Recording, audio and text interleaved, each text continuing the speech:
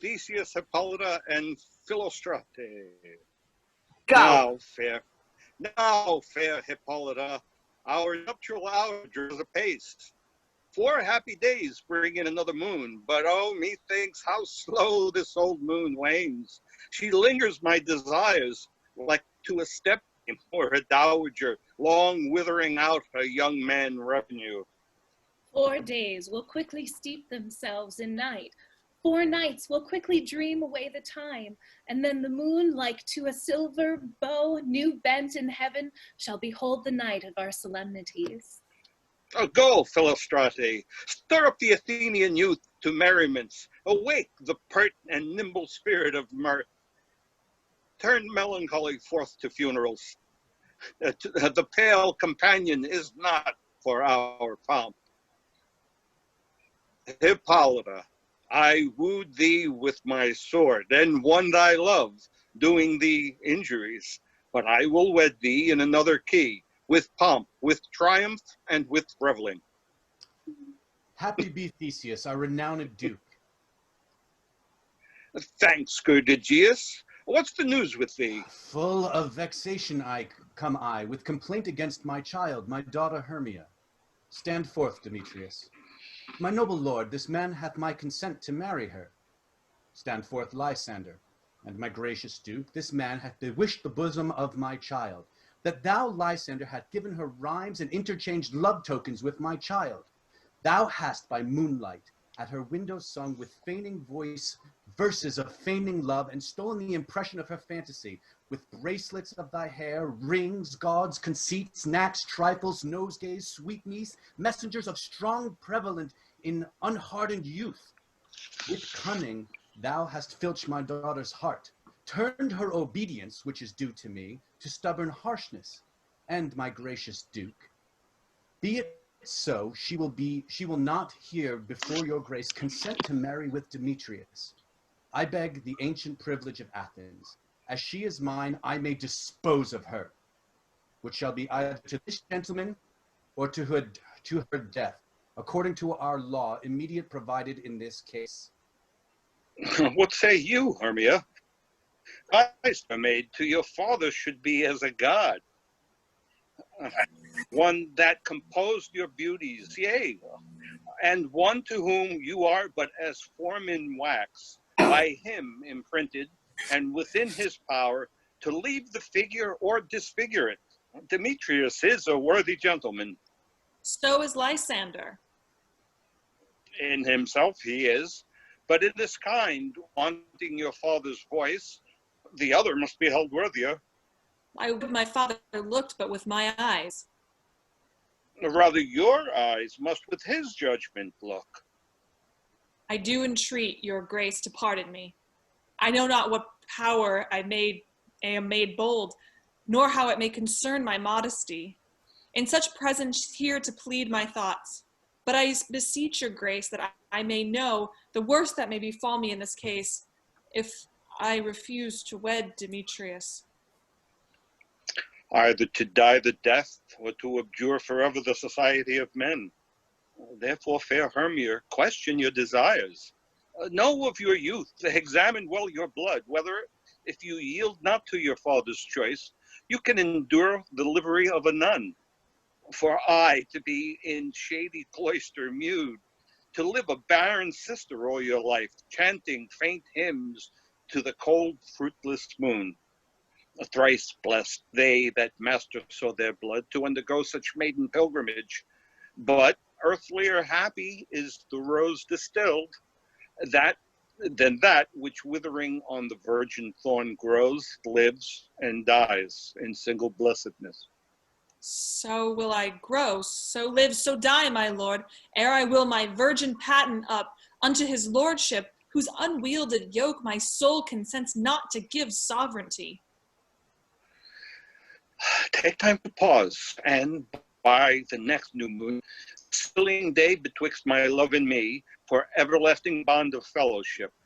Upon that day, either prepared to die for disobedience to your father's will, or else to wed Demetrius as he would, or on Diana's altar to protest, for I austerity, and single life. Relent, sweet Hermia, and Lysander, yield thy crazed title to my certain right. You have her father's love, Demetrius. Let me have Hermia's. Do you marry him?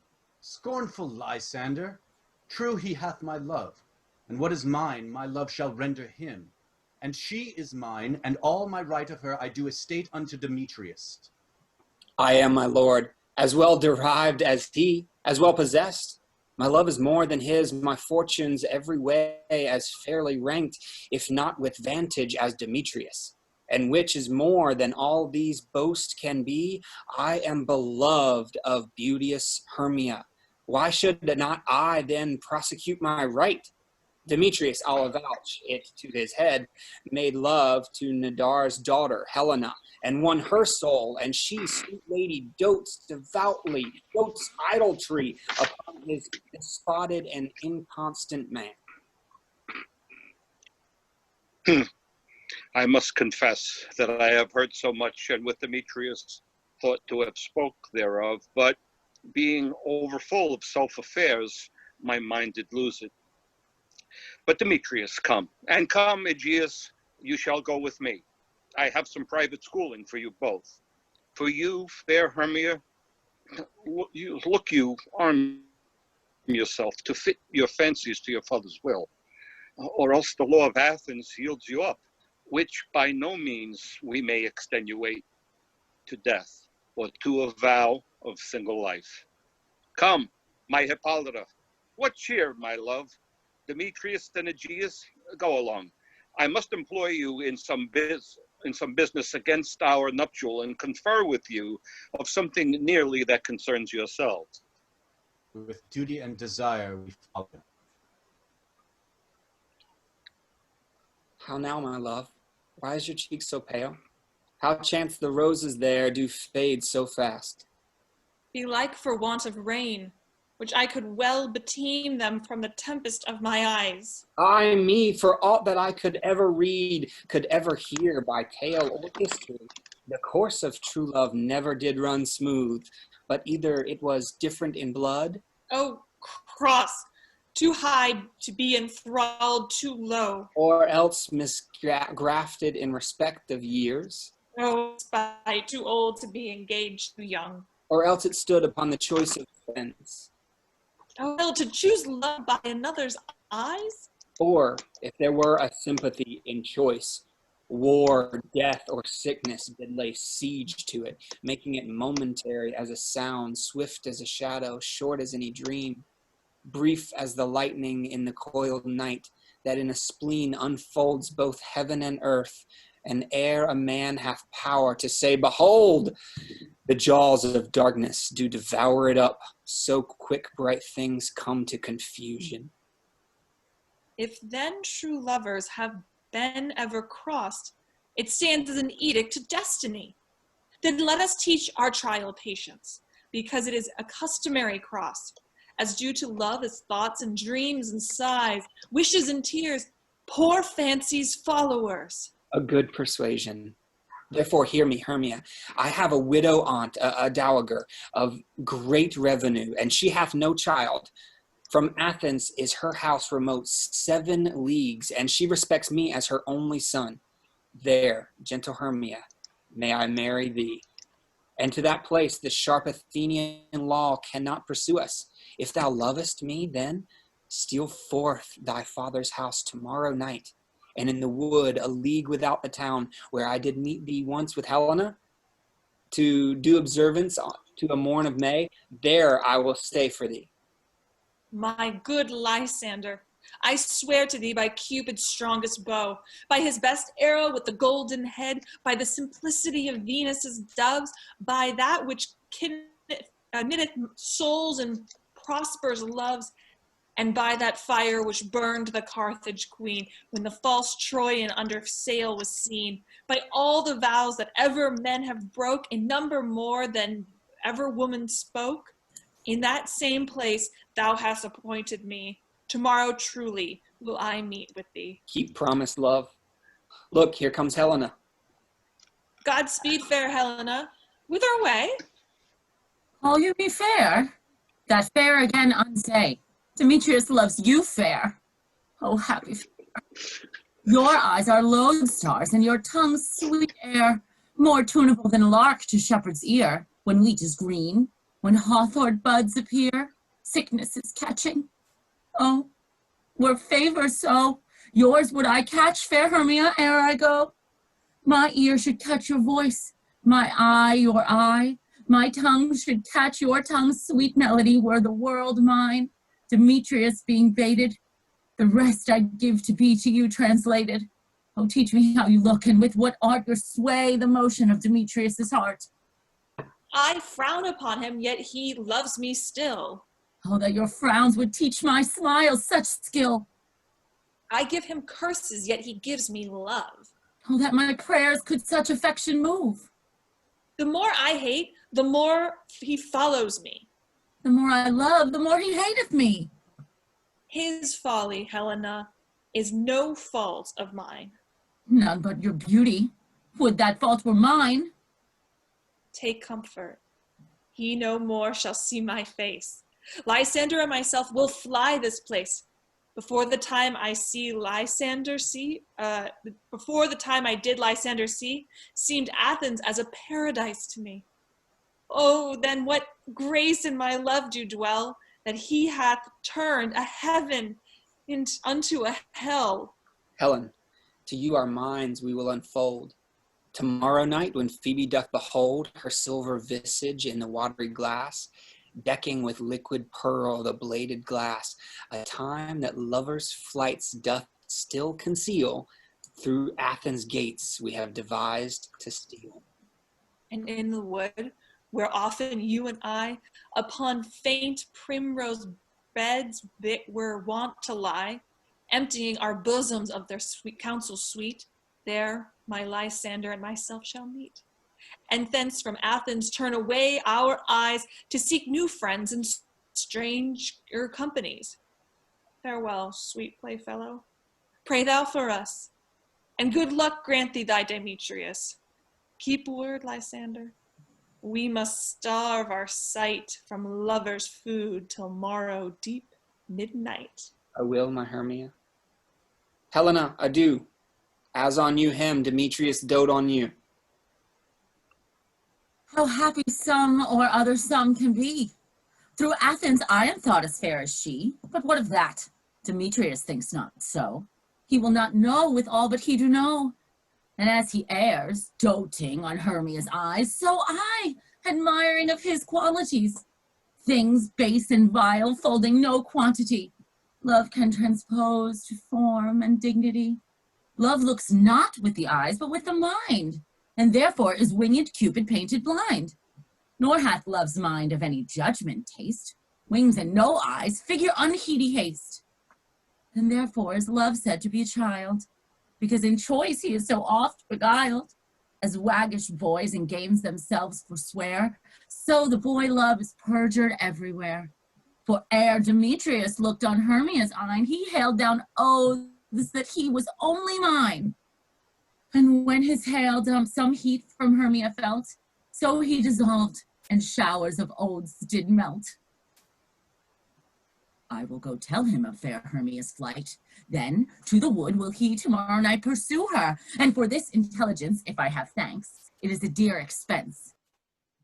But herein mean I to enrich my pain, to have his sight thither and back again. Scene 2, Athens, Quince's house. Is all our company here? You are best to call them generally man by man, according to the script. Here is the scroll of every man's name, which is thought fit through all of Athens to play in our interlude between the Duke and the Duchess on his wedding day at night. First, good Peter Quince, say what the play treats on, then read the names of the actors and so grow to a point. Mary, our play is the most lamentable comedy and the most cruel death of Pyramus and Thisbe. A very good work, I assure you, and to Mary. Now, good Peter Quince, call forth your actors by the scroll. Masters, spread yourselves. Answer is I call you. Nick Bottom, the weaver. Ready? Name what part I am for and proceed. You, Nick Bottom, are set down for Pyramus. What is Pyramus? A lover or a tyrant? A lover. That kills himself most gallant for love. That will ask some tears and the true performing of it. If I do it, let the audience look to their eyes. I will move storms. I will condole in some measure. To the rest, give my chief humorous for a tyrant. I could play Ercles rarely or a part to Terracatin to make all split. The raging rocks and shimmering shocks shall break the locks of prison gates. Amphibious cars shall shine from far to make and mar the foolish fates. This was lofty. Now, name the rest of the players. This is Ercles' vein, a tyrant's vein, and a lover is more condolent. Francis Flute, the bellows mender. Here, Peter Quince. Flute, you must take Thisbe on you. What is Thisbe? A wandering knight? It is the lady that Pyramus must love. Nay, faith, let me not play a woman. I have a beard coming. That's all one. You shall play it in a mask, and you may speak as small as you will. And I may hide my face. Let me play Thisbe too. I'll speak in a monstrous little voice. Thisbe, Thisbe, oh, Pyramus, my lover dear, thy Thisbe dear, and lady dear. No. You must play Pyramus, and Flute, you Thisbe. Well, proceed. Robin Starveling, the tailor. Here, Peter Quince. Robin Starveling, you must play Thisbe's mother. Tom Snout, the tinker. Here, Peter Quince. You, Pyramus's father. Myself, Thisbe's father. Snug, the joiner. You, the lion's part. And I hope here a play is fit. Have you the lion's part written? Pray you, if it be, give it me, for I am slow of study. You may do it extempore, for it is nothing but roaring. Let me play the lion's part too. I will roar that I will do any man's heart good to hear me. I will roar that I will make the Duke say, let him roar again. Let him roar again. Oh, and you should do it too terribly. You would fright the Duchess and the ladies that they would shriek. That were enough to hang us all. That would hang us. Every mother's son. Every mother's son. I grant you, friends, if that you should fright the ladies out of their wits, they would have no more discretion but to hang us. But I will aggravate my voice so that I will roar you as gently as any sucking dove. I will roar you as for any nightingale. You can play no part but Pyramus. Pyramus is a sweet-faced man, a proper man, is one shall see on a summer's day, a most lovely gentleman-like man. Therefore you must needs play Pyramus? Well, I will undertake it. What beard were I best to play it in? Why, what you will. I will discharge it in either your straw color beard, your orange tawny beard, your purple and grain beard, or your French crown color beard. Perfect yellow. Some of your French crowns have no hair at all, and then you will play bareface. Masters, here are your parts, and I am to entreat you, request you, and desire you to come them by tomorrow night, and meet me in the palace wood, a mile without the town, by moonlight. There we will rehearse, for if we meet in the city, we will be dogged with company, and our devices known. In the meantime, I will draw a bill of properties, such as our play wants. I pray you, fail me not. We will meet, and there we may rehearse most obscenely and courageously. Take pains. Be perfect. Adieu. At the Duke's Oak we meet. And of hold or cut bowstrings. Act 2, Scene 1, a wood near Athens. How now, spirit? Whither wander you?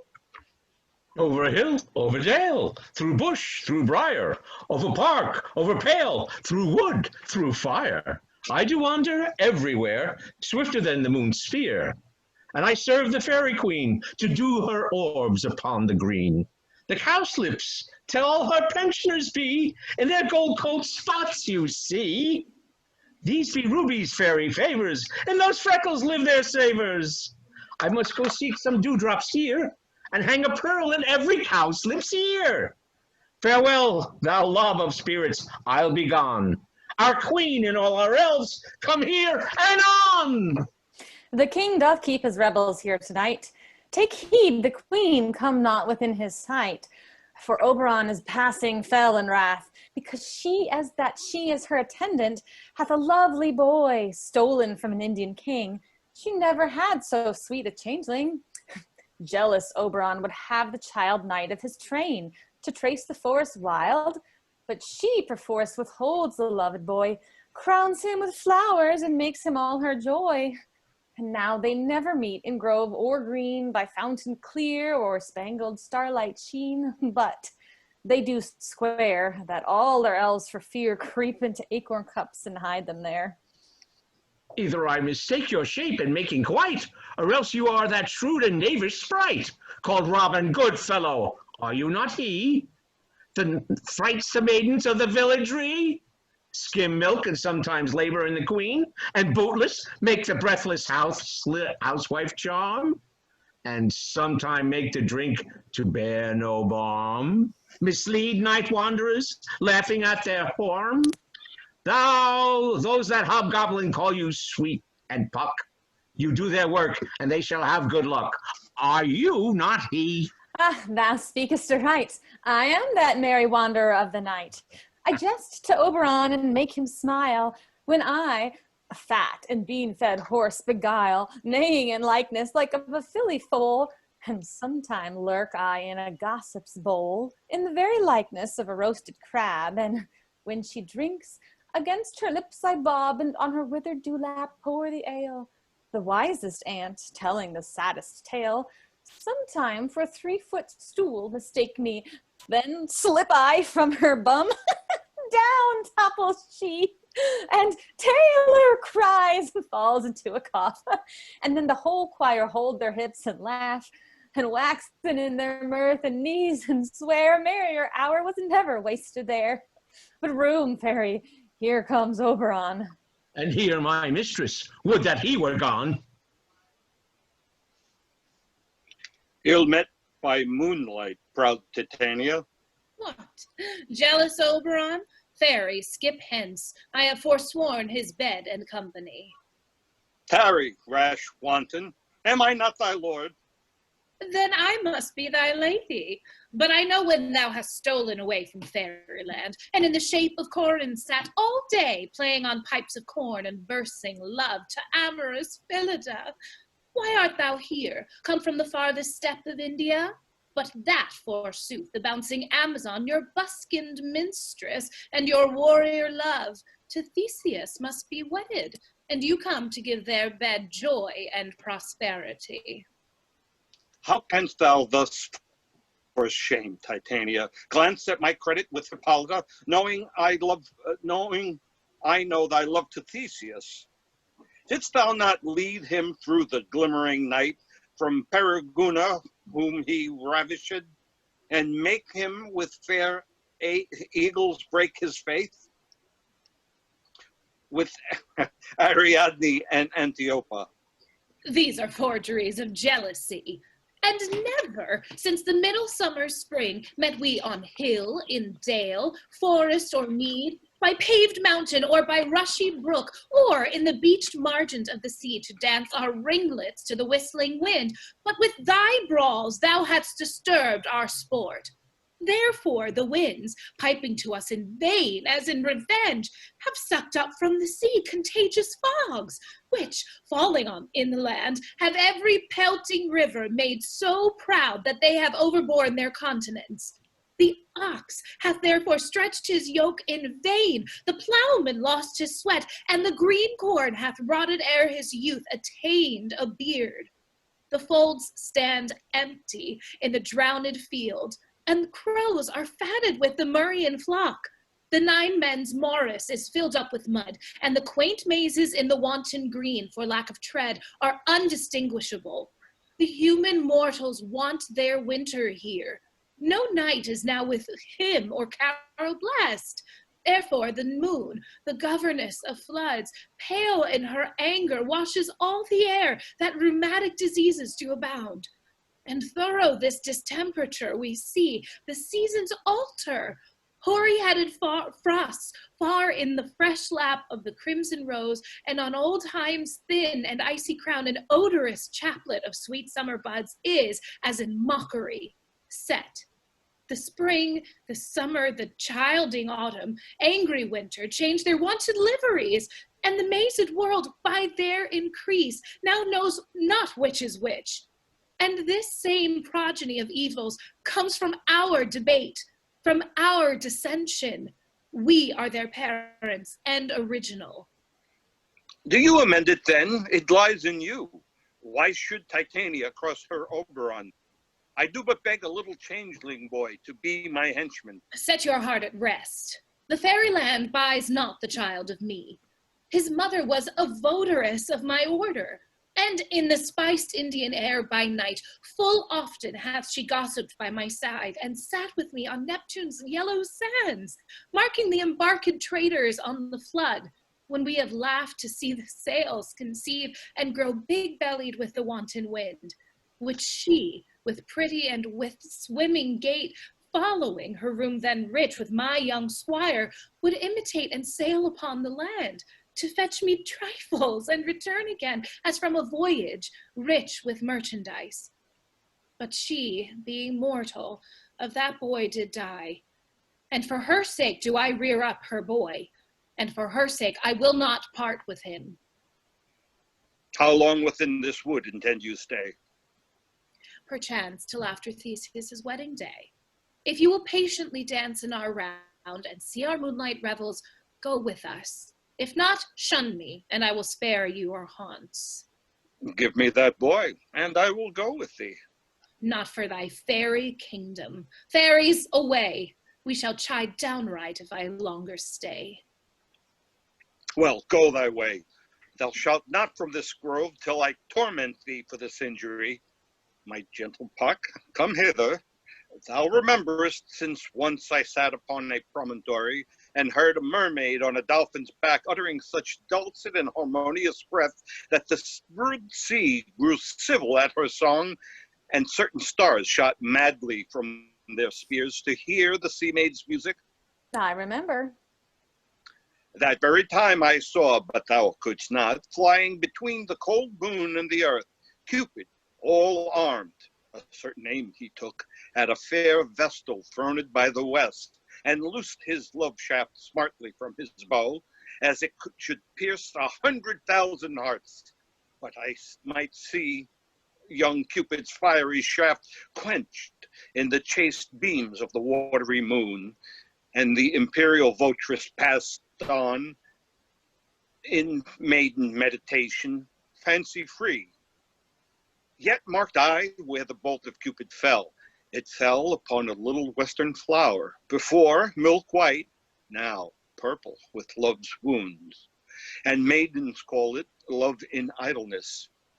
Fetch me that flower, the herb I showed thee once. The juice of it on a sleeping eyelids laid will make man or woman madly dote upon the next living creature that sees. Fetch me this herb, and be thou here again ere the Leviathan can swim a league. I'll put a girdle round about the earth in 40 minutes. Having once this juice, I'll watch Titania when she is asleep and drop the liquor of it into her eyes. The next thing she Then she waking looks upon, be it lion, bear, or wolf, or bull, or meddling monkey, or unbusy ape, she shall pursue it with the soul of love. And ere I take this charm from off her sight, as I can take it with another herb, I'll make her render up her page to me. But who comes here? I am invisible, and I will overhear their conference. I love thee not, therefore pursue me not. Where is Lysander and fair Hermia? The one I'll slay, and the other slayeth me. Thou toldest me they were stolen unto this wood, and here I am, and wood within this wood, because I cannot meet my Hermia. Hence, get thee gone, and follow me no more. You draw me, you hard-hearted adamant, but yet you draw not iron, for my heart is true as steel. Leave you your power to draw, and I shall have no power to follow you. Do I entice you? Do I speak you fair? Or rather, do I not in plainest truth tell you I do not, nor I cannot love you? And even for that do I love you the more. I am your spaniel, and Demetrius, the more you beat me, I will fawn on you. Use me but as your spaniel. Spurn me, strike me, neglect me, lose me. Only give me leave, unworthy as I am to follow you. What worse place can I beg in your love? And yet a place of high respect with me to be used as you use your dog. Tempt not too much the hatred of my spirit, for I am sick when I do look on thee. And I am sick when I look not on you.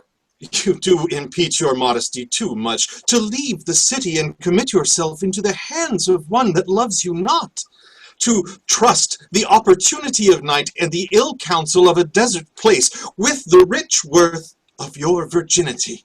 Your virtue is my privilege. For that it is not night when I do see your face. Therefore I think I am not in the night, nor doth this wood lack worlds of company. For you in my respect are all the world. Then how can it be said I am alone, when all the world is here to look on me? I'll run from thee and hide me in the brakes, and leave thee to the mercy of wild beasts. The wildest hath not such a heart as you. Run when you will. The story shall be changed. Apollo flies, and Daphne holds the chase. The dove pursues the griffin. The mild hind makes speed to catch the tiger. Bootless speed when cowardice pursues and valor flies. I will not stay thy questions. Let me go.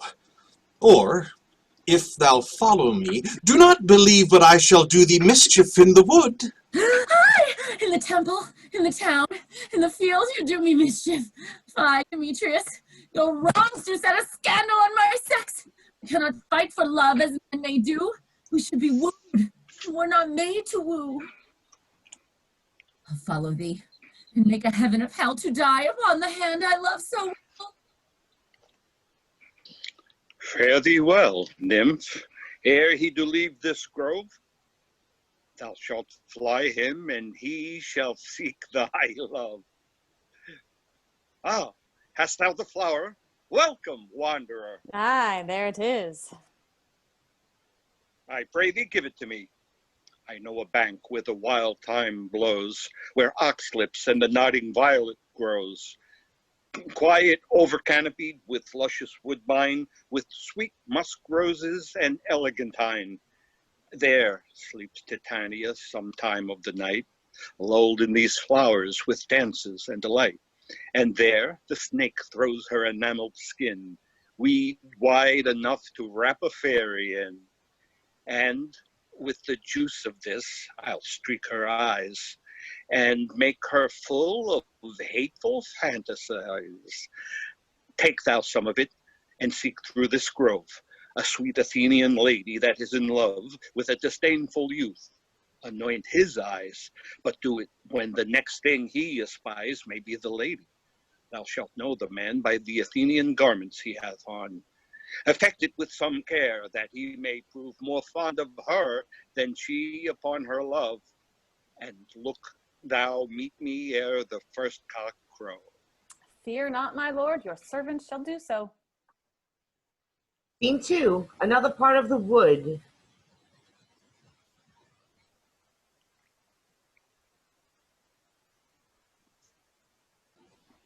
Enter Titania with her train.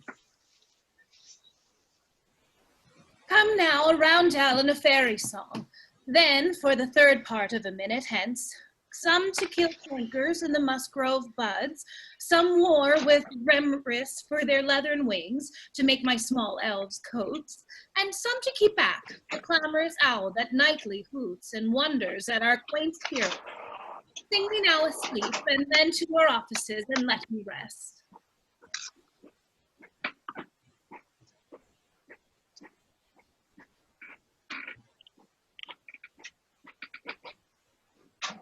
Fairy,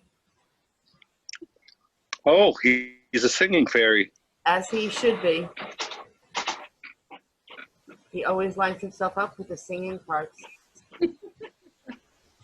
I'm just not sure where he is. Tom? Tom, Mr. Kane? Lady How do I Mr. find Kane? Tom? Is he not? I don't see him in the list. I don't know. Oh, No, he's not. did he drop? He's I there. don't know. No, he's there. He's there, but There, but muted and it's not there. Correct. He's muted This and spotted snake. I'll take the song. This okay. spotted snakes with double tongue, thorny hedgehogs not seen, newts and blind worms do no wrong. Come not near our fairy queen. Philomel with melody, sing our sweet lullaby. Come our lovely lady nigh, so good night with lullaby. Hence away, now all is well. One aloof stands sentinel. What thou seest when thou dost wake, do it for thy true love's take. Love and languish for his sake, be it ounce or cat or bear, hard or boar with bristled hair. In thy eye that shall appear, when thou wakest, it is thy dear. Wake when some vile thing is near. Fair love, you faint with wandering in the wood, and to speak truth, I have forgot our way. Will rest us, Hermia, if you think it good, and tarry for the comfort of the day. Be it so, Lysander. Find you out of bed, for I upon this bank will rest my head. Oh, one turf shall serve as pillow for us both. One heart, one bed, two bosoms, and one truth. Nay, good Lysander, for my sake, my dear, one heart, lie further off yet, do not lie so near. Oh, take the sense sweet of my innocence. Love takes the meaning of in love's conference. I mean that my heart unto yours is knit, so that but one heart we can make of it. Two bosoms interchanged with an oath, so then two bosoms and a single troth. Then by your side, no bedroom may deny, for lying so, Hermia, I do not lie. Lysander riddles very prettily. Now much beshrew my manners and my pride, if Hermia meant to say Lysander lied. But, gentle friend, for love and courtesy, lie further off. In human modesty, such separation as may well be said, becomes a virtuous bachelor and a maid. So far be distant, and good night, sweet friend. Thy love ne'er alter till thy sweet life end. Amen, amen. And to that fair prayer say I, and then end life when I end loyalty. Here is my bed, sleep give thee all his rest. With half that wish the wisher's eyes be pressed. Through the forest have I gone, but Athenian found I none, on whose eyes I might approve this flower's force in stirring love. Night and silence, who is here? Weeds of Athens he doth wear.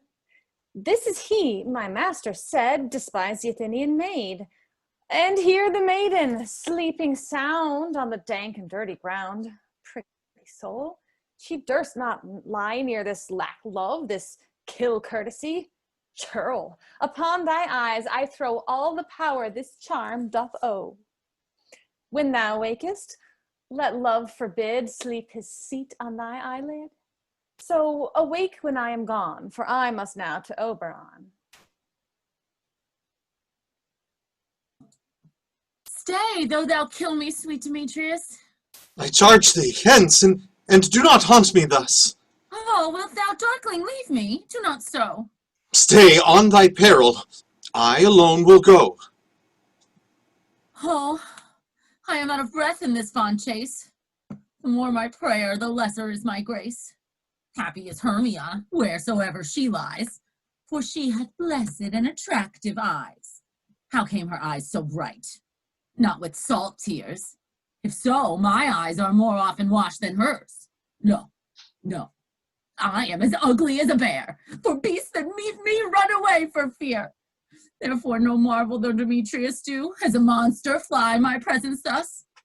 What wicked and dissembling glass of mine made me compare with Hermia's fiery's eyne? But who is here? Lysander, on the ground, dead or asleep? I see no blood, no wound. Lysander, if you live, good sir, awake! And run through fire I will for thy sweet sake. Transparent, Helena. Nature shows art that through my bosom makes me see thy heart. Where is Demetrius? Oh, how fit a word is that vile name to perish on my sword. Do not say so, Lysander. Say not so. What though he love your Hermia, Lord, what though, yet Hermia still loves you. Then be content. Content? With Hermia?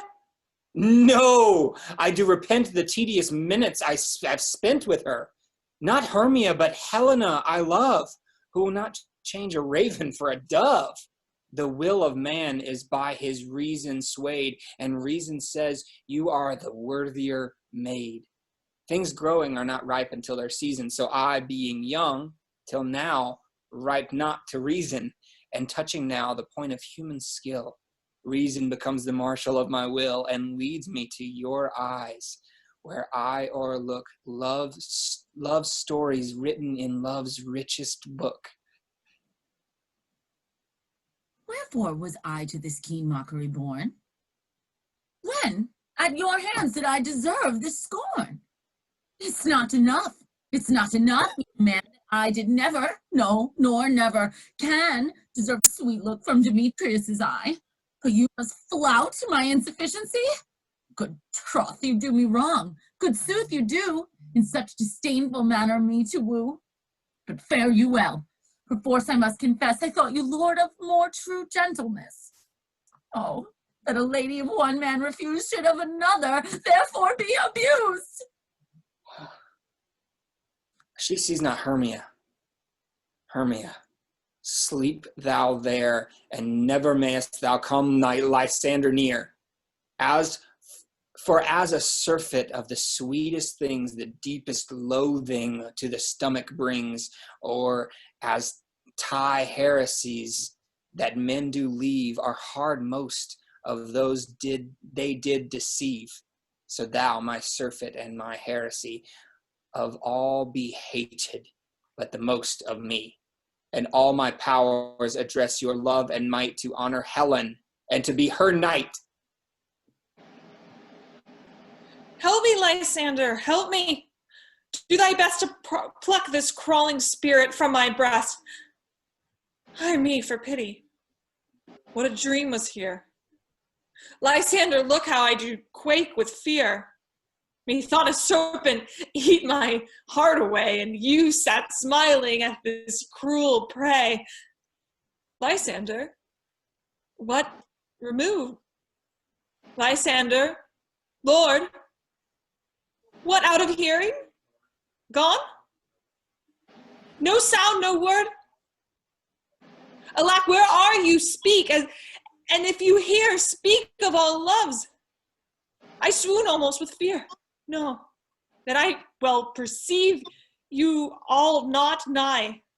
Either death or you, I'll immediately find. I'll find immediately. Act 3, Scene 1, the wood, Titania lying asleep. Are we all met? Pat, oh, and Here's a marvelous convenient place for our rehearsal. This green plot shall be our stage. This hawthorn brake, our tiring house. And we will do it in action as we will do it before the Duke. Peter Quince. What sayest thou, Bully Button? There are things in this comedy of Pyramus and Thisbe that will never please. First, Pyramus must draw a sword to kill himself, which the ladies cannot abide. How answer you that? Why, like in a parlous fear.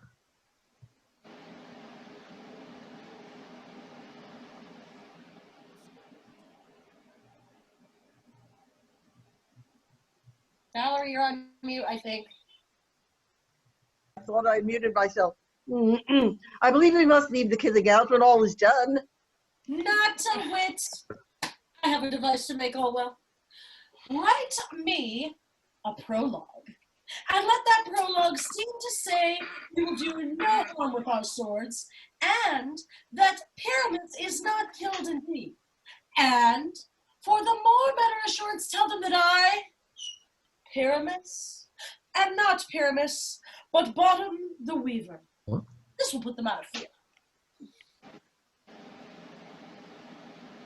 Well, we will have such a prologue, and it shall be written in 8 and 6. No, make it 2 more.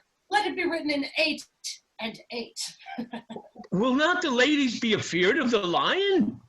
I fear it, I promise you. Masters, you ought to consider with yourselves to bring in, God fear us, a lion among ladies is a most dreadful thing. For there is no more fearful wild fowl than your lion living, and we ought to look to it.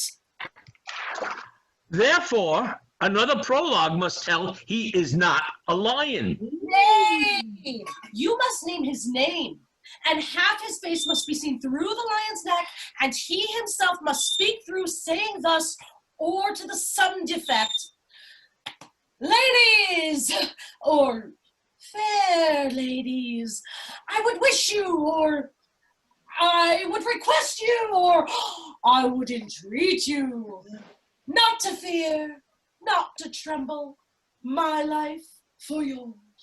If you think I should come hither as a lion to a pity of my life, no, I am no such thing.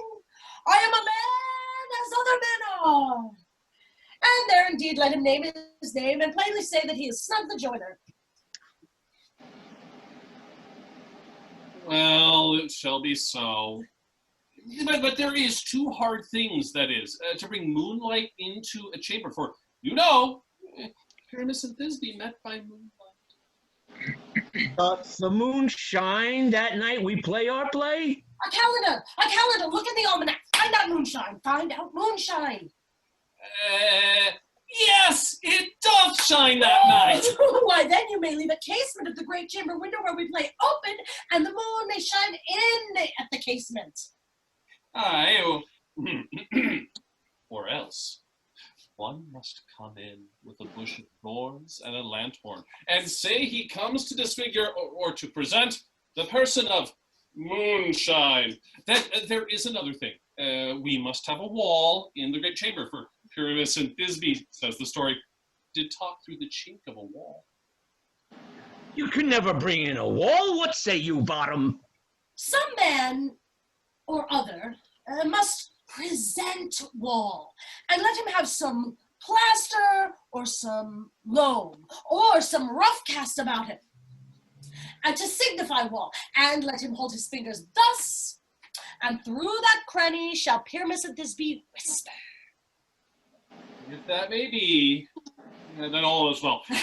Come, sit down, every mother's son, and rehearse your parts. Pyramus, you begin. When you have spoken your speech, enter into that break. And so everyone according to his cue. What hempen homespuns have we swaggering here, so near the cradle of the fairy queen? What? A play toward? I'll be an auditor, an actor too, perhaps, if I see cause. Speak! Pyramus, Thisbe, stand forth. Thisbe, the flowers of odious savors sweet. odors, odors. Odors, say they're sweet. So hath thy breath, my dearest Thisbe dear. But hark, a voice! Stay thou but here a while, and by and by I will to thee appear. A stranger, Pyramus, than e'er played here. Must I speak now? Aye, Mary, must you? For you must understand, he goes but to see a noise that he heard, and is to come again. Most radiant fairness, most lily white of you, of color like the rose red on triumphant briar, most brisky juvenile and eke most lovely Jew, as true as horse, that yet would never tire. I'll meet thee, Pyramus, at Ninny's tomb. Ninus's tomb, ma'am. Well, you must not speak that yet. You answer to Pyramus. You speak all your part at once, cues, and all Pyramus enter. Your cue is past. It is never tire. Oh. as true as horse, that yet would never tire. If I were fair, Thisbe, I were only thine. Oh, monstrous! Oh, strange! We are hunted! Pray, masters! Fly, masters! Help! I'll follow you. I'll lead you about around, through bog, through bush, through brake, through briar. Sometimes a horse's head I'll be, sometime a hound, a hog, a headless bear, sometime a fire, and neigh and bark and grunt and roar and burn, like horse, hound, hog, bear, fire at every turn. Why do they run away? This is a knavery of them to make me afeard. Thou art changed. What do I see on thee? What do you see? You see an ass head of your own, do ya? Bless thee, bottom. Bless thee. Thou art translated. Ah, my prop is not cooperating. I see their knavery. This is to make an ass of me, to fright me if they could. But I will not stir from this place, do what they can. I will walk up and down here. I will sing that they shall hear I am not afraid. The wool's a cock so black of hue with orange top, the frost with his notes so true, the wren with little quill. What angel awakes me from my flowery bed? The finch, the sparrow, and the lark, the plain song cuckoo gray, whose note for men a man doth cry, for dares answer not say. For indeed, who would set his wit so foolish a bird, who would give the bird a lie through he cry cuckoo, never soon. Oh, I pray thee, gentle mortal, sing again. Mine ear is much enamored of thy note. So is mine eye enthralled of thy shape, and thy fair virtue's force, perforce doth move me on the first view to swear, I love thee. Methinks, mistress, you should have little reason for that. And yet, to say the truth, love and reason and love keep little company together nowadays. The more the pity that some honest neighbors will not make them friends. Nay, I can gleek upon occasion. Thou art as wise as thou art beautiful. Not so, neither. But if I had a wit enough to get out of this wood, I have enough to serve mine own turn. Out of this wood, do not desire to go. Thou shalt remain here, whether thou wilt or no. I am spirit of no common rate. The summer still doth tend upon my state, and I do love thee. Therefore, go with me. I'll give thee fairies to attend on thee, and they shall fetch thee jewels from the deep, and sing while thou on pressed flowers dost sleep. And I will purge thy mortal grossness, so that thou shalt like an airy spirit go. Peas blossom, cobweb, moth, and mustard seed.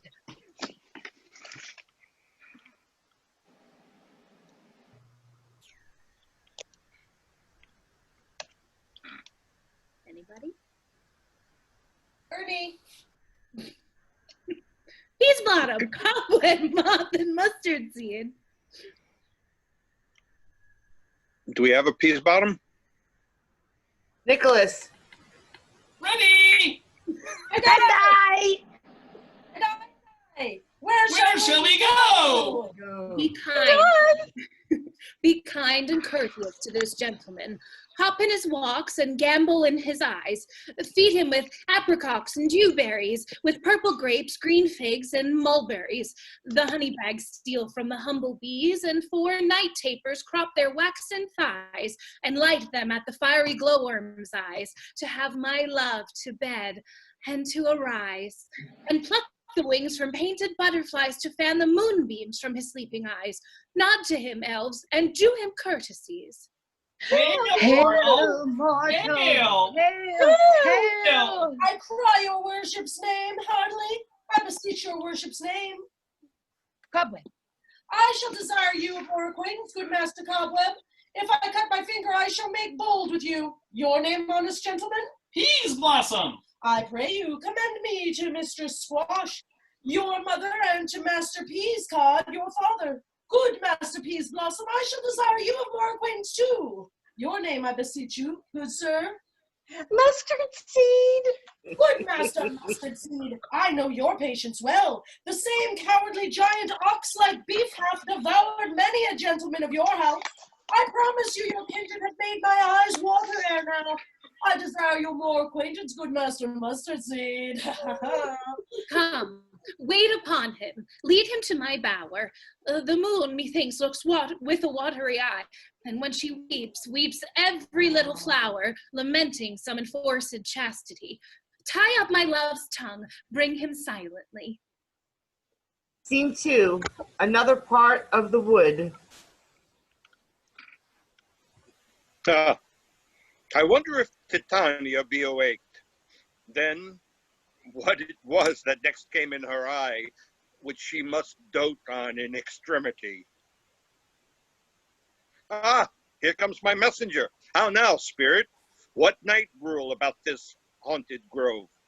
My mistress, with a monster, is in love. Near to her close and consecrated bower, while she was in her dull and sleeping hour, a crew of patches, rude mechanicals that work for bread upon Athenian stalls, were met together to rehearse a play intended for great Theseus' nuptial day. The shallowest thick skin of that barren sort, who Pyramus presented, in their sport forsook his scene and entered in a break. When I did him at this advantage take, an ass's knoll I fix it on his head. Anon his Thisbe must be answered, and forth my mimic comes. When him they spy, as wild geese that through the creeping fowler eye, or russet pated shows, many in sort, rising and calling at the gun's report, sever themselves and madly sweep the sky. So at his sight, away his fellows fly, and at our stamp, here over and over one falls, he murder cries and help from Athens calls. Their sense thus weak, lost with their fears thus strong, made senseless things began to do them wrong. For briars and thorns of their apparel snatch, some sleeves, some hats from gilders, all things catch. I led them on in this distracted fear, and left sweet Pyramus translated there, when in that moment, so it came to pass, Titania waked, and straightway loved an ass. This falls out better than I could devise. But hast thou latched the Athenian's eyes with the love juice, as I bid thee do? I took him sleeping, that is finished too, and the Athenian woman by his side, that when he waked, of force she must be eyed. Stand close. This is the same Athenian. This is the woman, but not this the man. Oh, why you rebuke you him that loves you so? Lay breath so bitter on your bitter foe. Now I but chide, but I should use thee worse, for thou, I fear, hast given me cause to curse. If thou hast slain Lysander in his sleep, being o'er shoes in blood, plunge in the deep, and kill me too. The sun has not so true unto the day as he to me. Would he have stolen away from sleeping Hermia? I'll believe as soon this whole earth may be bored, and that the moon may through the center creep, and so displease her brother noontide with antipodes.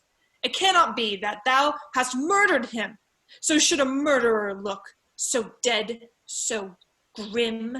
So should the murdered look, and so should I, pierced through the heart with your stern cruelty. Yet you, the murderer, look as bright, as clear, as yonder Venus in her glimmering sphere.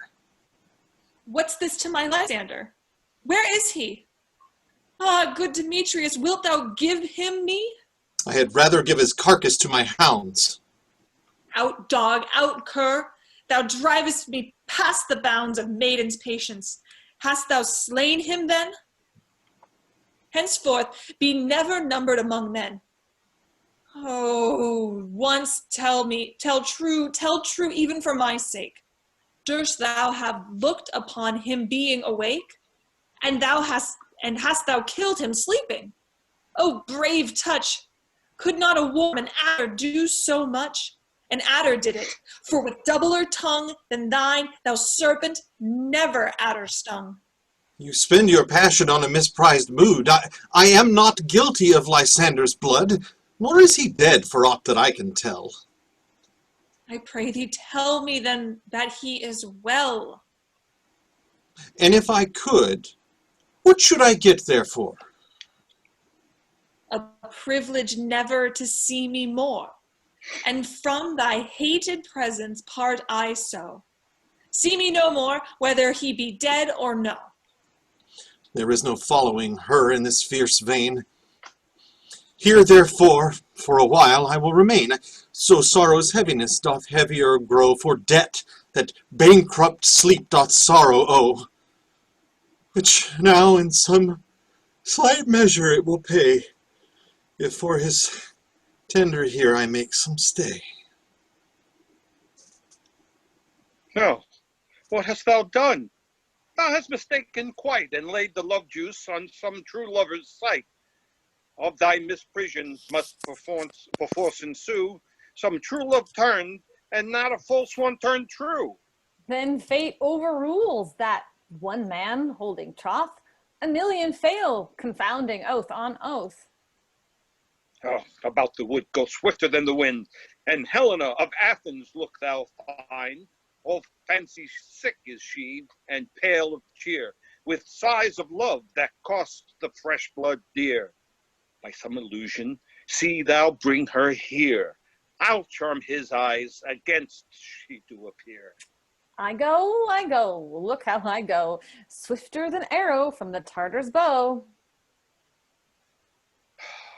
Flower of this purple dye, hit with Cupid's archery, sink in apple of his eye. When his love he doth espy, let her shine as gloriously as the Venus of the sky. When thou wakest, if she be by, beg of her for remedy. Ah, captain of our fairy band, Helena is here at hand, and the youth mistook by me, pleading for a lover's fee. Shall we their fond pageant see? Lord, what fools these mortals be! Stand aside thy noise, the noise thy make will cause Demetrius to awake. Then we'll two at once woo one, that must needs be sport alone. And those things do best please me that befall preposterously. Why should you think that I should woo and scorn? Scorn and derision never come in tears. Look, when I vow, I weep, and vows so born in their naivety, all truth appears. How can these things in me seem scorn to you? Bearing the badge of faith, I'll prove them true. You do advance your cunning more and more, when truth kills truth. Devilish holy fray, these vows are Hermia's. Will you give her o'er? Weigh our oath with oath, and you will nothing weigh. Your vows to her and me, put in two scales, will even weigh, and both as light as tails. I had no judgment when to her I swore. nor none in my mind now you give her o'er. Demetrius loves her, and he loves not you. Oh, Helena, goddess, nymph, perfect, divine, to what, my love, shall I compare thine eyne?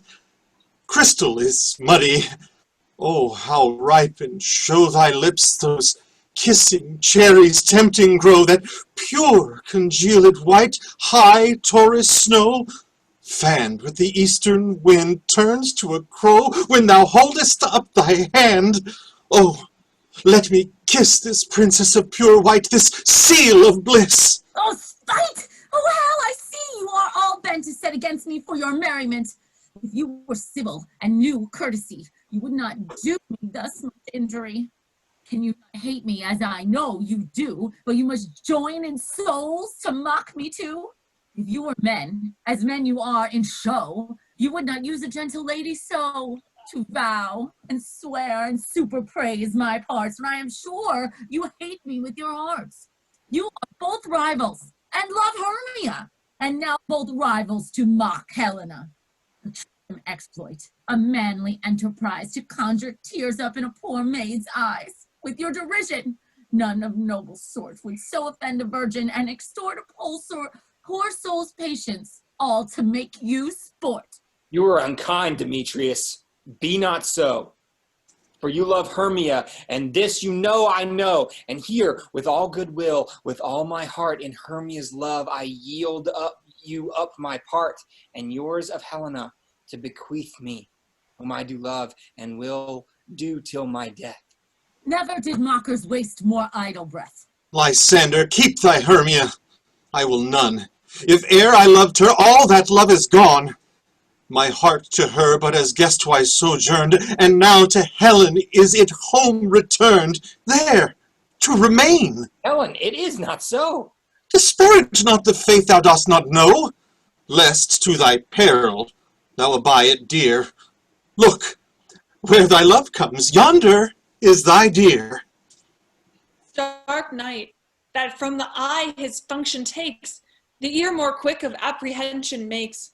Wherein it doth impair the seeing sense, it pays the hearing double recompense. Thou art not by mine eye, Lysander, found.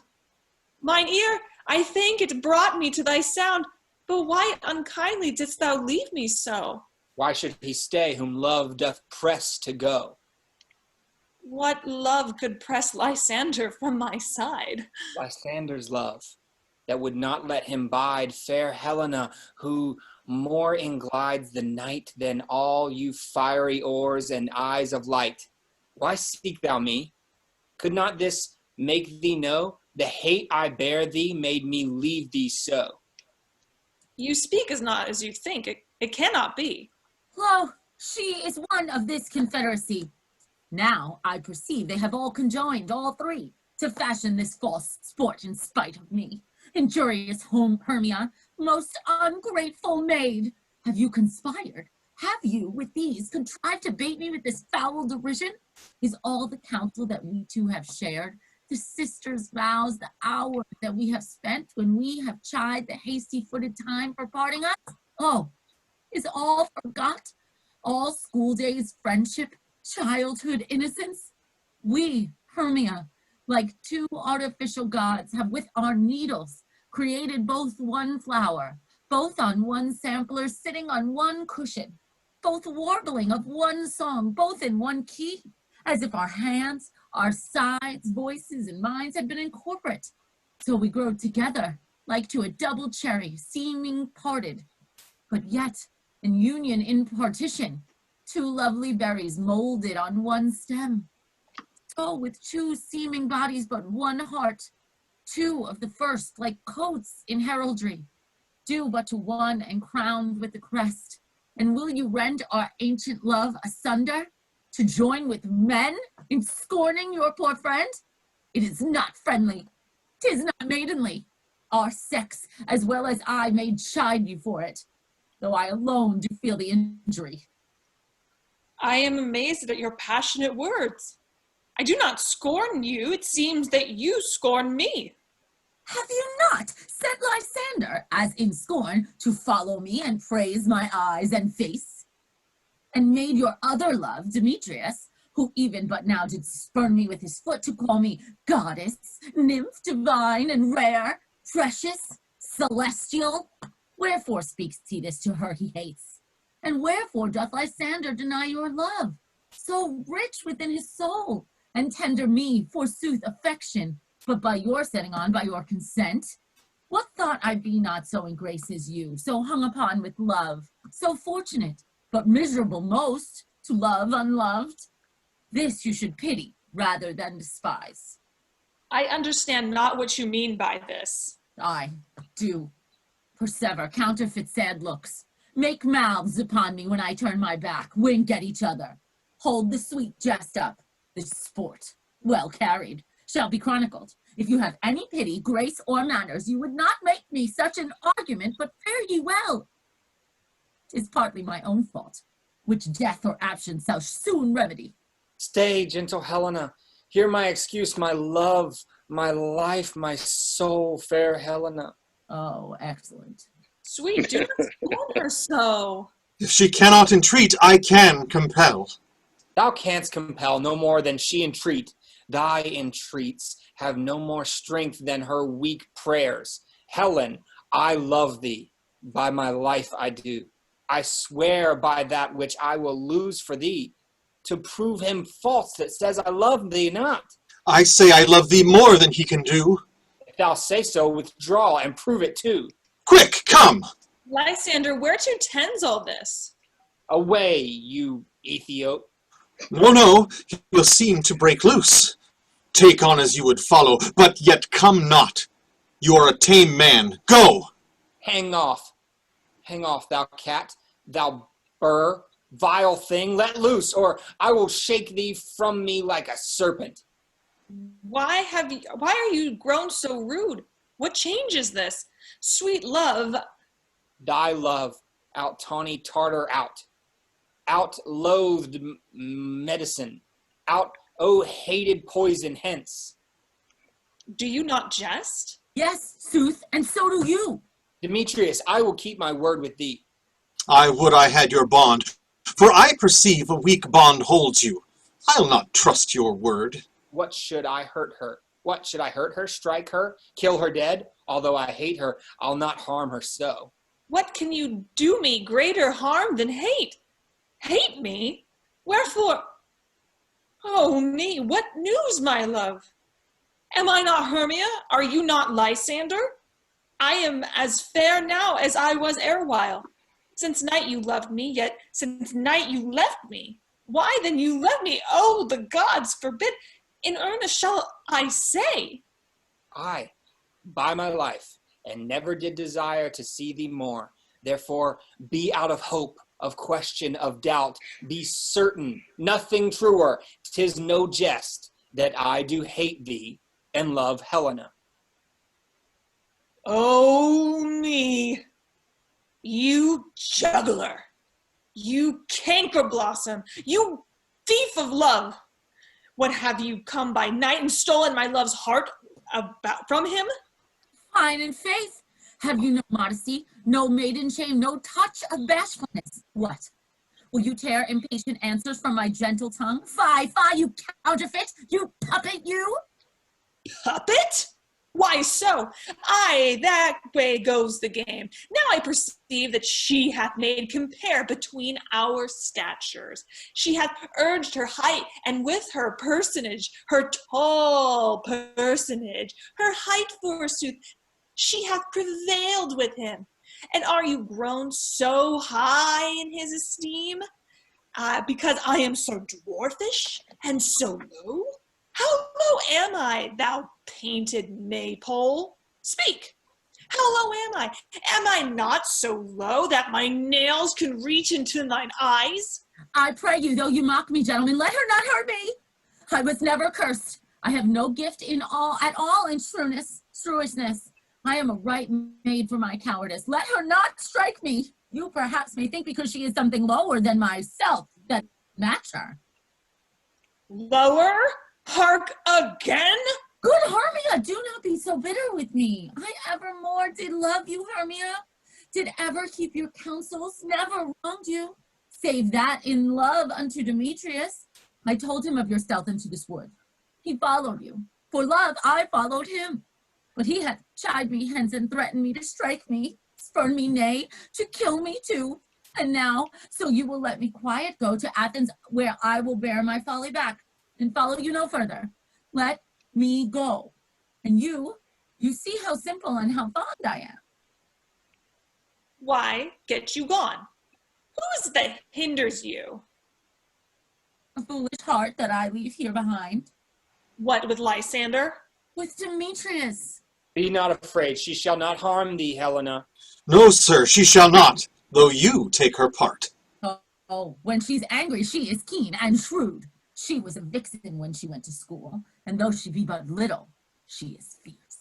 Little again! Nothing but low and little! Why will you suffer me to flout thus? Let me come to her. Get you gone, you dwarf, you minimus of hindering not grass made, you bee, you acorn. You are too officious in her behalf that scorns her services. Let her alone. Speak not of Helena. Take not her part, for if thou dost intend never so little show of love to her, thou shalt abide it. Now she holds me not.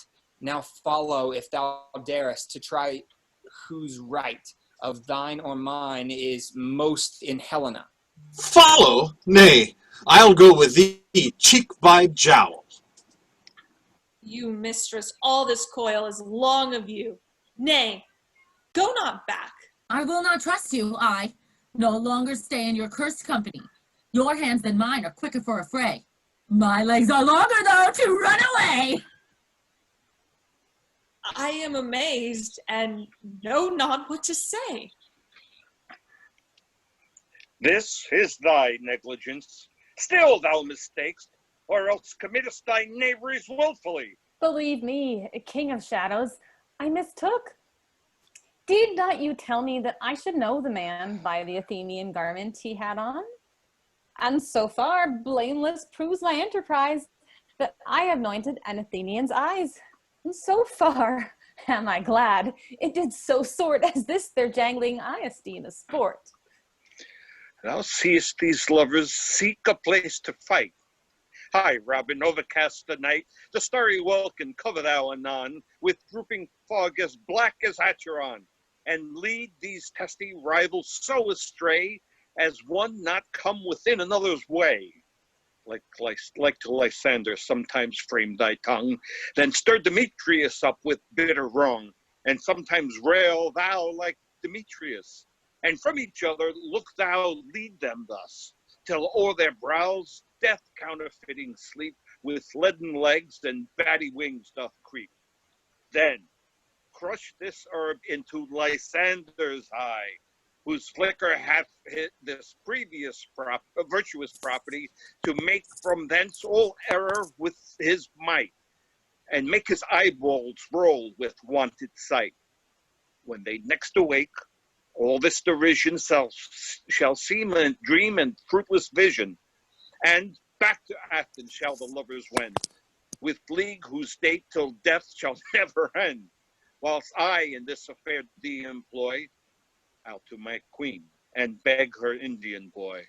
And then I will her charmed eye release from monster's view, and all things shall be peace.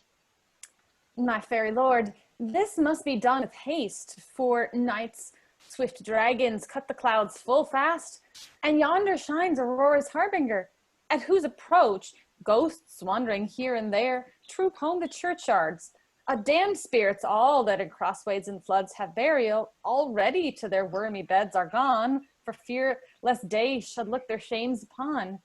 They willfully themselves exile from light, and must for aye consort with black-browed night.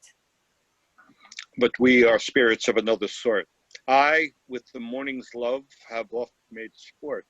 And like a forester, the groves may tread, even till the eastern gate, all fiery red, opening on Neptune with fair blessed beams, turns into yellow gold his salt green streams.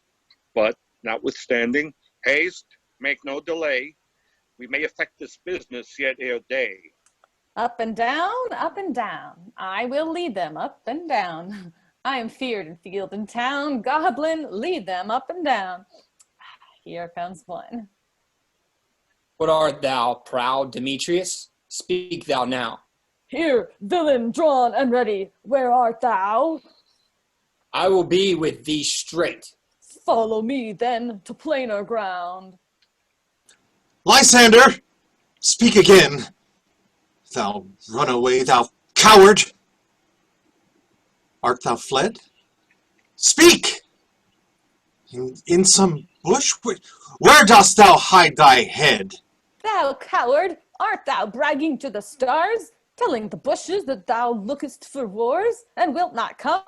Come, recreant, come, child, I'll whip thee with a rod. He is defiled that draws a sword on thee. Yea, art thou there? Follow my voice, we'll try no manhood here. He goes before me and still dares me on. When I come where he calls, then he is gone. The villain is much lighter heeled than I. I followed fast, but faster did he fly. That fallen am I in dark, uneven way, and here will rest me. Come, thou gentle day, for if but once thou show me thy gray light, I'll find Demetrius and revenge this spite. Ho, ho, ho! Coward, why comest thou not? Abide me if thou darest, for well I wot thou runnest before me, shifting every place, and darest not stand, nor look me in the face. Where art thou now? Come hither, I am here. Nay, then, thou mockest me. Thou shalt buy this dear, if ever I thy face by daylight see. Now, go thy way. Faintness constraineth me to measure out my length on this cold bed. My days approach, look to be visited. Weary night, O long and tedious night, abate thy hour. Shine comforts from the eves that to Athens by daylight, from these that my poor company detest. And sleep, that sometimes shuts up sorrow's eyes, steal me a while from mine own company. Yet but three. Come one more, two of both kinds make up four. Here she comes, cursed and sad. Cupid is a knavish lad, thus to make poor females mad. Never so weary, never so in woe, bedabbled with the dew and torn with briars. I can no further crawl, no further go. My legs keep no pace with my desires. Here will I rest me till the break of day. Heavens shield Lysander, if they mean to fray. On the ground, sleep sound. I'll apply to your eye, gentle lover, remedy. When thou wakest, thou takest true delight in the sight of thy former lady's eye. And the country proverb known that every man should take his own, in your waking shall be sown. Jack shall have Jill, naught shall go ill. The man shall have his mare again, and all shall be well.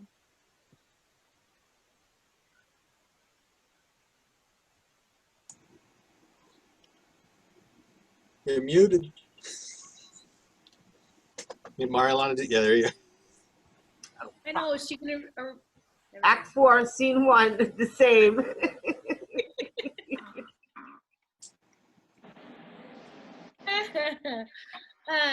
Come, sit thee down upon this flowery bed, while I thy amiable cheeks do coy, and stick musk roses in thy sleek smooth head, and kiss thy fair large ears, my gentle joy. Where's Peas Blossom? Ready? Scratch my head, Peas Blossom. Where's Monsieur Cobweb? Ready! Monsieur Cobweb, good monsieur, get you your weapons in your hand and kill me a red-hipped humblebee on the top of a thistle. And, good monsieur, bring me the honey bag. Do not fret yourself too much in this action, monsieur. And, good monsieur, have a care the honey bag break not. I would be loath to have you overflown with a honey bag, signor. Where's mustard seed? Ready? Give me your leave, Monsieur Mustard Seed. Pray you, leave your courtesy, good monsieur. What's your will? Nothing, good monsieur, but to help Cavalry Cobweb here to scratch. I must to the barber's, for methinks I am marvels hairy about the face, and I am such a tender ass, if my hair do but tickle me, I must scratch. What, wilt thou hear some music, my sweet love? I have a reasonable good ear in music. Let's have the tongs and the bones. Or say, sweet love, what thou desirest to eat. Truly, a peck of provender. I could munch your good dry oats. Methinks I have a great desire to a bottle of hay. Good hay. Sweet hay hath no fellow. I have a venturous fairy that shall seek the squirrel's hoard and fetch thee new nuts. I had rather have a handful or two of dried peas, but I pray you, let none of your people stir me. I have an exposition of sleep come upon me. Oh. Sleep thou, and I will wind thee in my arms. Fairies, be gone, and be always away.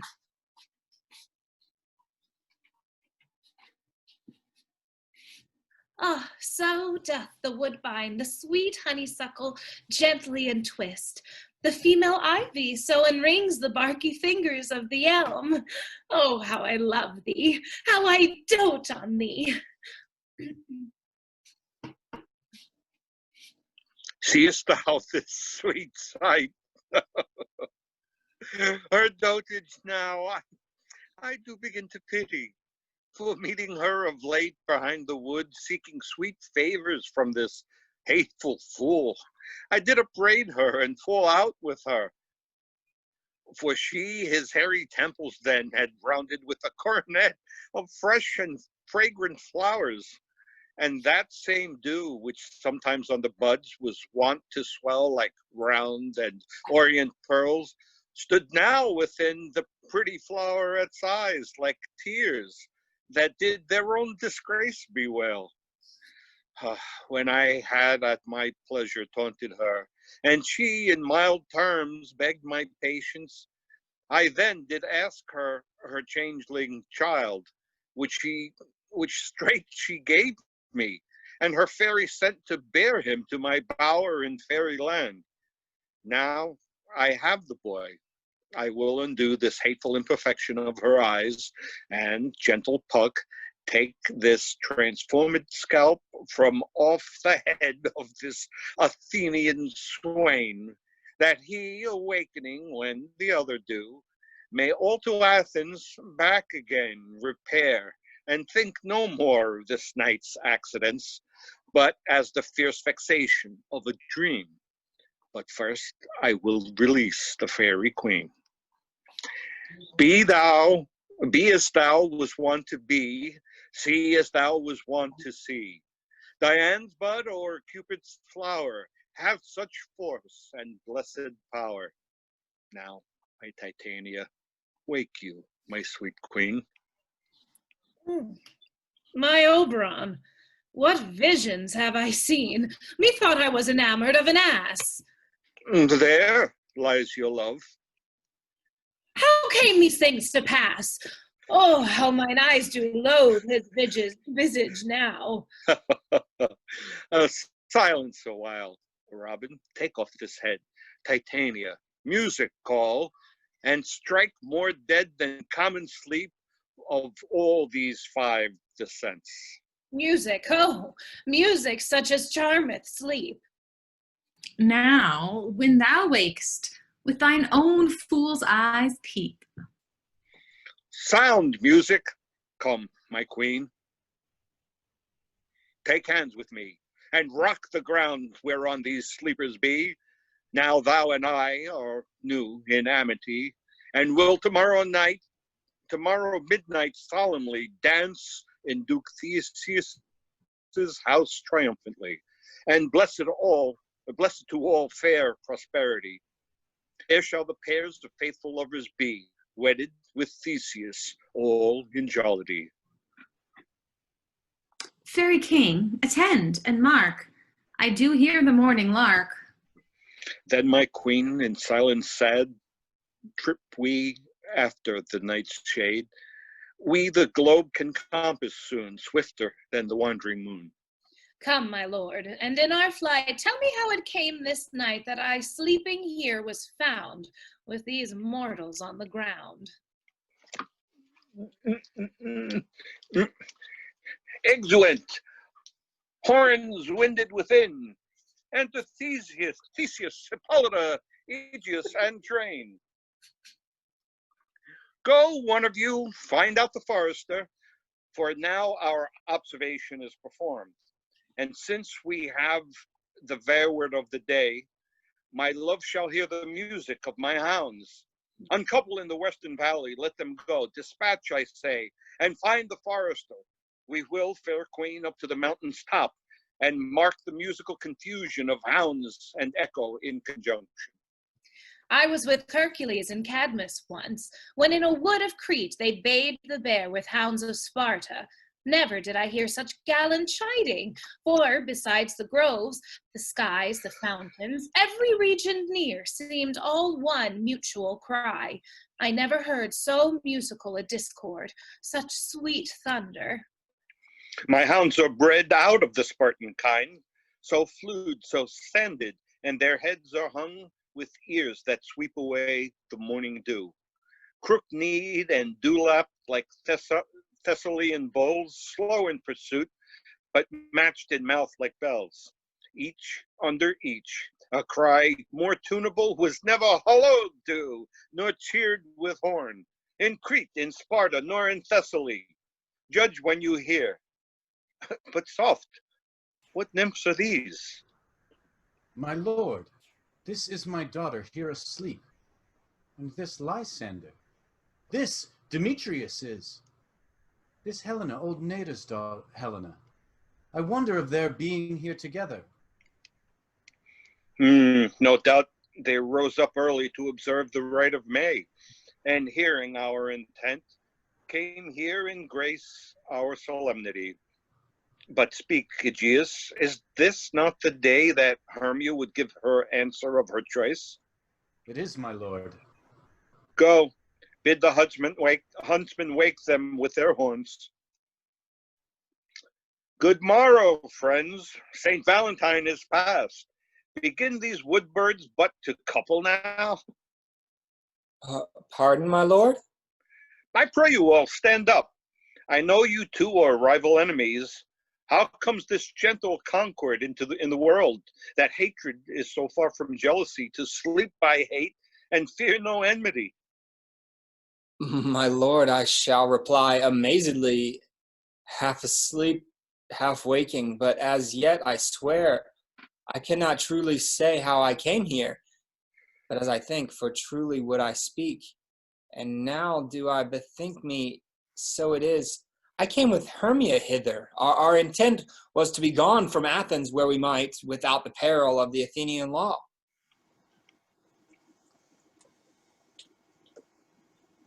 Enough, enough, my lord, you have enough. I beg the law upon his head. They would have stolen away, they would, Demetrius, thereby to have defeated you and me, you of your wife and me of my consent that she should be your wife. My lord, fair Helen told me of their stealth, of this their purpose hither to this wood, and I in fury hither followed them. Fair Helena in fancy following me, but, my good lord, I wot not by what power, but by some power it is, my love to Hermia, melted as the snow, seems to me now as the remembrance of an idol god which in my childhood I did dote upon, and all the faith, the virtue of my heart, the object and the pleasure of mine eye, is only Helena, To her, my lord, was I betrothed ere I saw Hermia. But like in sickness did I loathe this food, but as in health come to my natural taste, now I do wish it, love it, long for it, and will forevermore be true to it. Fair lovers, you are fortunately met. Of this discourse we more will hear anon. Aegeus, I will overbear your will, for in the temple by and by with us, these couples shall eternally be knit. And for the morning now is something worn, our purposed hunting shall be set aside. Away with us to Athens, 3 and 3, we'll hold a feast in great solemnity. Come, Hippolyta. These things seem small and undistinguishable, like far-off mountains turned into clouds. Methinks I see these things with parted eye, when everything seems double. So methinks. And I have found Demetrius like a jewel, mine own, and not mine own. Are you sure that we are awake? It seems to me that yet we sleep, we dream. Do not you think the Duke was here and bid us follow him? Yea, and my father. And Hippolyta. And he did bid us follow to the temple. Why then, we are awake. Let's follow him, and by the way, let us recount our dreams. Oh, when my cue comes, call me and I will answer. My next is most fair Pyramus. Hi-ho! Peter Quince, Flute, the bellows mender, Snout, the tinker, Starveling. God's my life, stolen hence and left me asleep. I have had a most rare vision. I have had a dream, past the wit of man to say what dream it was. Man is but an ass if he goes but to expound this dream. Methought I was, there is no man can tell what, methought I was, and methought I had, but man is but a patchy fool if he will offer to say what methought I had. The eye of man hath not heard, the ear of man hath not seen, man's hand is not able to taste, his tongue to conceive, or his heart to report what my dream was. I will go get Peter Quince to write a ballad of this dream. It shall be called Bottom's Dream, because it hath no bottom, and I will sing it to the latter end of the day before the Duke. Peradventure, to make it the more gracious, I shall sing it at her death. Scene 2, Athens, Quince's house. Hey, have you sent to Bottom's house? Is he come home yet? He cannot be heard of. Out of doubt he is transported. If he come not, then the play is marred. It goes not forth, doth it? It is not possible. You have not a man in all Athens able to discharge Pyramus but he. No, he hath simply the best wit of any handicraft man in Athens. Yea, and the best person too. And he is a very paramour for a sweet voice. You must say paragon. Paramour is, God bless us, a thing of naught. Masters, the Duke is coming from the temple, and there is 2 or 3 lords and ladies more married.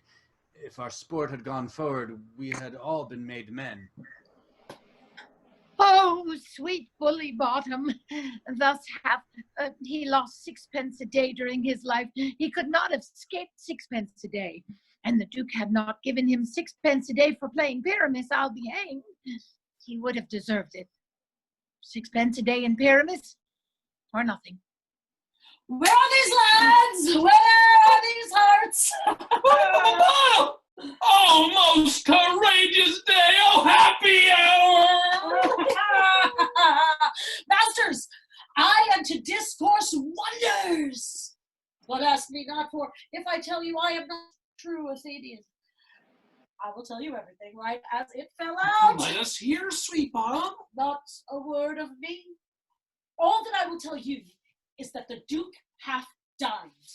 Get your apparel together, good strings to your beards, new ribbons to your pumps, and meet presently at the palace. Every man look over his parts, for the long and the short of it is, our is preferred. In any case, let this be have clean linen, and let not him play as the lion pare his nails, for they shall hang out for the lion's claws. And, most dear actors, eat no onions nor garlic, for we are to utter sweet breath. And I do not doubt but to hear them say it is a sweet comedy. No more words. Away, go away!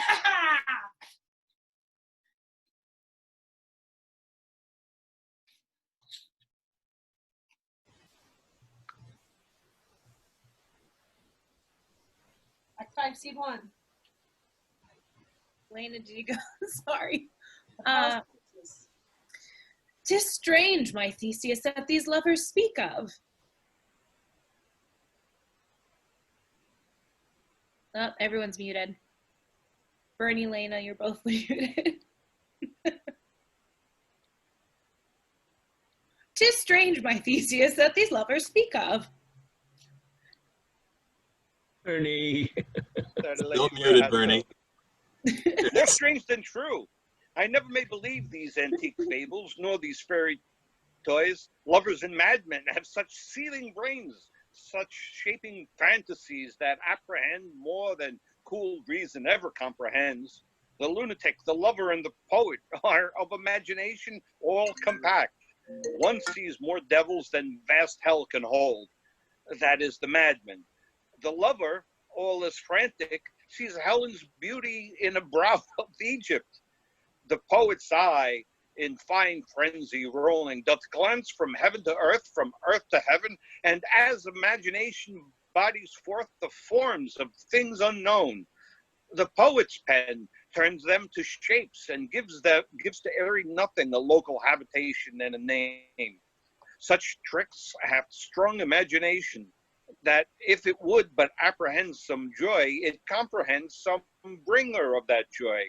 Or in the night, imagining some fear, how easy is a brush supposed to bear? But all the story of the night told over, and all their minds transfigured so together, more witnesseth than fancies images, and grows to something of great constancy. But, however, strange and admirable. Ah, here come the lovers, full of joy and mirth. Joy, gentle friends, joy and fresh days of love accompany your hearts. More than to us. Wait in your royal walks, your board, your bed. Come now, what masks, what dances shall we have to wear away this long age of 3 hours between our after supper and bedtime? Where is our usual manager of mirth? What revels are in hand? There is no play to ease the anguish of a torturing hour. Call Philostrate. Here, mighty Theseus. Say, what abridgment have you for this evening? What mask, what music? How shall we beguile the lazy time, if not with some delight? There is a brief, how many sports are ripe. Make choice which your highness will see first. The battle with the centaurs, to be sung by an Athenian eunuch to the harp. Well, none of that have I told my love, in glory of my kinsman Hercules. The riot of the tipsy bacchanals, tearing the Thracian singer in their rage. No, that is an old device, and it was played when I was from Thebes. Came last the conqueror of thrice three muses, mourning for the death of learning, eight deceased in beggary. Oh, that is some satire, keen and critical, not sorting with a nuptial ceremony. A tedious brief scene of young Pyramus and his love Thisbe, very tragical mirth. Merry and tragical, tedious and brief. That is hot ice and wondrous strange snow. How shall we find the concord of this discord?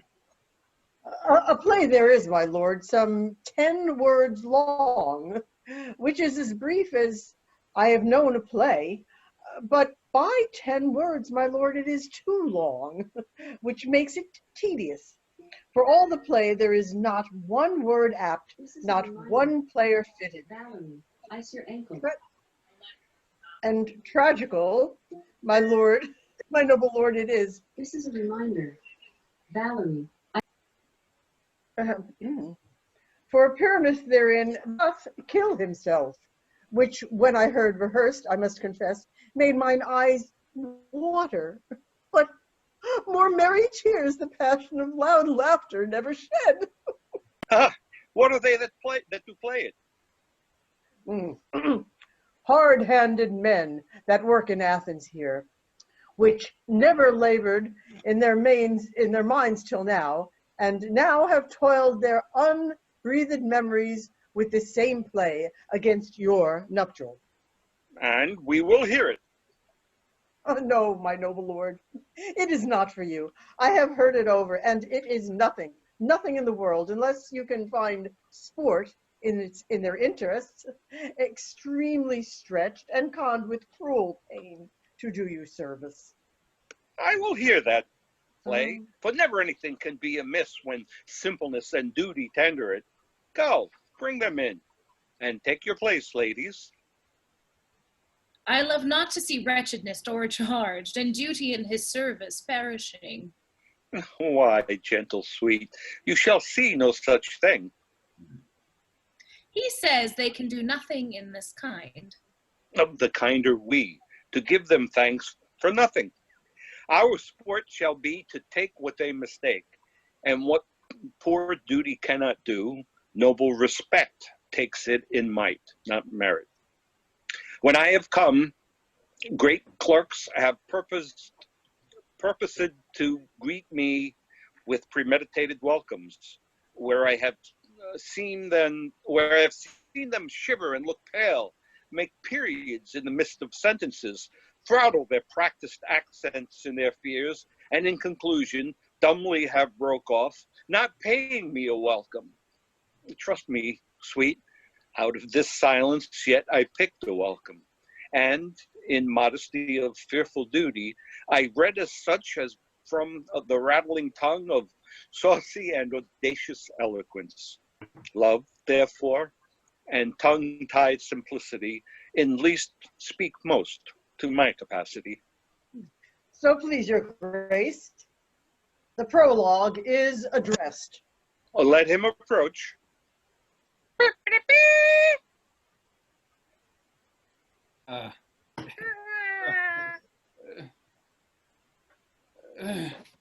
If we offend, it is with our goodwill. That you should think we come not to offend, but with goodwill. To show our simple skill, that is the true beginning of our end. Consider then we come, but in despite we do not come, is minded to contest you. Our true intent is all for your delight. We are not here.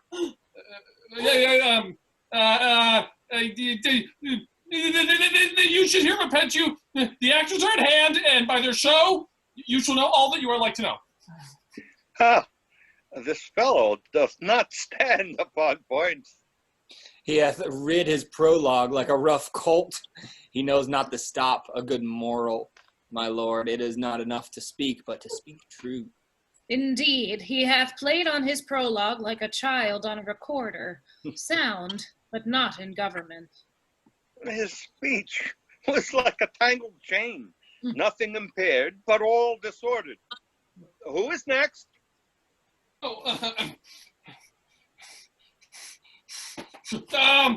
Gentles, perchance you wonder at this show, but wonder on. Tell truth, makes all things plain. This man is Pyramus. If you would know, that beauteous lady, if this be a certain, that man, with lime and rough cast, doth present wall, that vile wall, which did these lovers sunder, and through that wall's chink, poor souls, they are content to whisper, and the witch, let no man wonder. This man, with lanthorn, dog, and bush of thorn, presented moonshine. For if you will know, by moonshine did these lovers think no scorn. To meet at Ninus's tomb, there to woo this grisly beast, which lion, which lion hight by name, the trusty Thisbe, coming first by night did scare away, or rather did affright, and as she fed, her mantle she did fall, which lion vile with bloody mouth and stain. Anon comes Pyramus, sweet youth and tall, and finds his trusty Thisbe's mantle slain, whereat with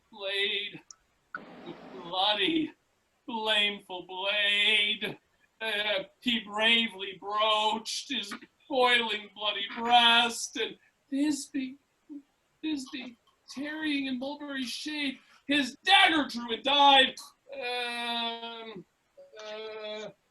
For all the rest, let lion, moonshine, wall, and lovers twain at large discourse, while here they do remain. I wonder if the lion be to speak. No wonder, my lord. One lion may when many asses do. In this same interlude, it doth befall that I, one Snout by name, will present a wall. And such a wall as I would have you think that had in it a crannied hole or chink, through which the lovers, Pyramus and Thisbe, did whisper often, very secretly. This loam, this rough cast, and this stone doth show that I am the same wall. The truth is so. And this the cranny is, right and sinister, through which the fearful lovers are to whisper.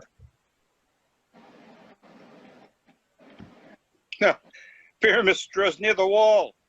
Silence. Oh, grim look at night. Oh, night. Oh, I skipped. I'm sorry. Would you desire lime and hair to speak better? It is the wittiest partition that I ever heard discourse, my lord. Pyramus draws near the wall. Silence. Oh, grim look at night. Oh, night with hues so black. Oh, night whichever art when day is not. Oh, night. Oh, night. Alack. Alack. I fear my Thisbe's promise is forgot. And thou, oh wall, oh sweet, oh lovely wall, that standest between her father's ground and mine. Thou wall, oh sweet and lovely wall, show me thy cheek to blink through with mine eye. Thanks, courteous wall. Jove shield thee well for this. But what see I? No Thisbe do I see! Oh, wicked wall, through whom I see no bliss! Cursed be thy stones for thus deceiving me! The wall, methinks, being sensible, should curse again. No, in truth, sir, he should not. And deceiving me is Thisbe's cue. She is to enter now, and I am to spy her through the wall. You shall see it will follow, pat as I told you. Yonder she comes. Oh, wall! Full often hast thou heard my moans, for parting my fair Pyramus and me. My cherry lips have often kissed thy stones with lime and hair knit up in thee. I see a voice. Now will I to the wall, so I can spy and hear my Thisbe's face. Thisbe! My love thou art. My love, I think. Think what thou wilt. I am thy lover's grace, and like Lymander am I trusty still. And I like Helen till the fates me kill. Not Shephelis to Procris was so true. as Shaphalus to Procris, I to you. Oh, kiss me through the hole of this vile wall. And kiss the wall too, but your lips ain't not at all. Wilt thou at Ninny's tomb meet me straightway? Tide life, tide death, I come without delay. Thus have I wall my part discharged so, and being done, thus wall away doth go. Now is the wall down between the two neighbors. No remedy, my lord, when walls are so willful to hear without warning. This is the silliest stuff that ever I heard. The best in this kind, but are but shadows, and the worst are no worse if imagination amend them. It must be your imagination then, and not theirs. If we imagine no worse of them than they of themselves, they may pass for excellent men. Here come two noble beasts in, a man and a lion. Ooh. You ladies, whose gentle hearts do fear the smallest monstrous mouse that creeps on floor, may now perchance both quake and tremble here, when lion rough in wildest rage doth roar. Then know that I, one snug the joiner am, a lion fell, nor else no lion's dam. For if I should as lion come in strife into this place, 'twere pity on my life. A very gentle beast, of a good conscience. The very best at a beast, my lord, that e'er I saw. This lion is a very fox for his valor. True, and a goose for his discretion. Oh, not so, my lord, for his valor cannot carry his discretion, and the fox carries the goose. His discretion, I am sure, cannot carry his valor, for the goose carries not the fox. It is well, leave it to his discretion, and let us listen to the moon. This lantern doth the moon present. Oh, he should have worn the horns on his head. He is no crescent, and his horns are invisible within their circumference. This lanthorn doth the whole moon present. I, the man of the moon, do seem to be. This is the greatest error of the rest. The man should be put into the lanthorn. How is it else the man in the moon?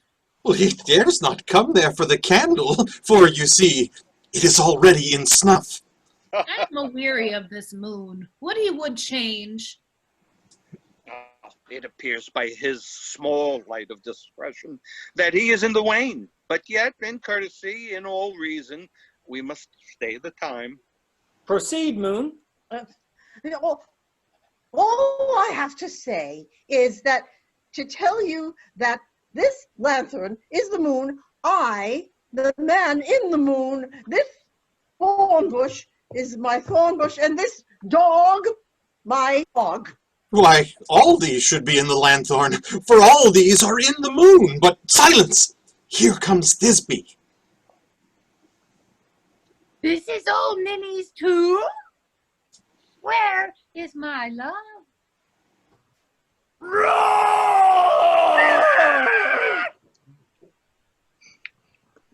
Well roared, lion.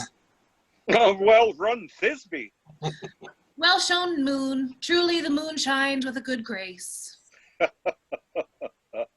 Well moused, lion. And then came Pyramus. And so the lion vanished. Sweet moon, I thank thee for thy sunny beams. I thank thee, moon, for shining now so bright. For by thy gracious golden glittering gleams, I trust to take of truest Thisbe sight. But stay, oh spite, but mark, poor night, what dreadful dawn is here? Do you see? How can it be?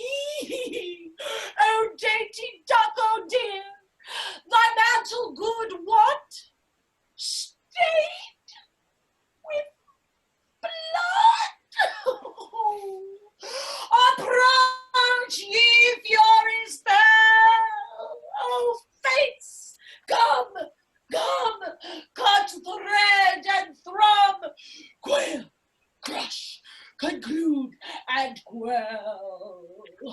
This passion and the death of a dear friend would go near to make a man look sad. Beshrew my heart, but I pity the man. Oh, what didst thou, lion's flame?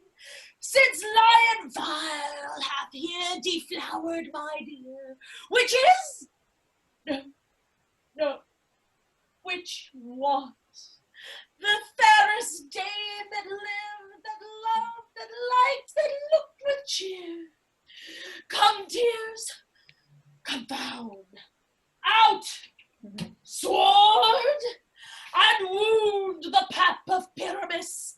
I that left pap where heart doth hop.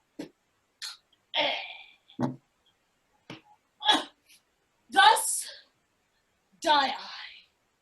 Thus. Now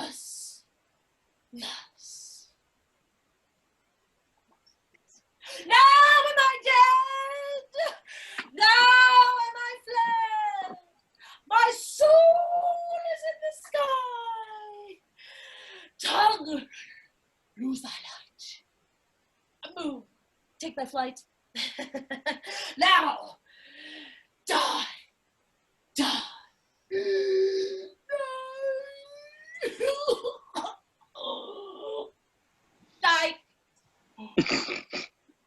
No die, but an ace for him, for he is but one. Less than an ace, man, for he is dead. He is nothing. Now, with the help of a surgeon, he might yet recover and prove an ass. No chance Moonshine is gone before Thisbe comes back and finds her lover. She will find him by starlight. Oh, here she comes, and her passion ends the play. Oh, methinks she should not use a long one for such a Pyramus. I hope she will be brief. Emote will turn the balance, which Pyramus, which Thisbe is the better, for he a man, God warrant us, she a woman, God bless us. He hath spied him already with those sweet eyes. And thus she means videlicet. Asleep, my love? What? Dead, my dove? Oh, Pyramus, arise. Speak. Quite dumb? Dead. Dead, a tomb must cover thy sweet eyes. These my lips, this cherry nose, these yellow cowslip cheeks are gone. Lovers make moan. His eyes were green as leek, so sisters three. Come to me, with hands as pale as milk. Lay them in gores, and you will have sure, with shears its thread of silk. Tongue, not a word. Come, trusty sword. Come, blade my breast improve. And farewell, friends.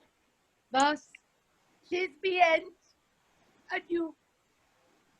Adieu.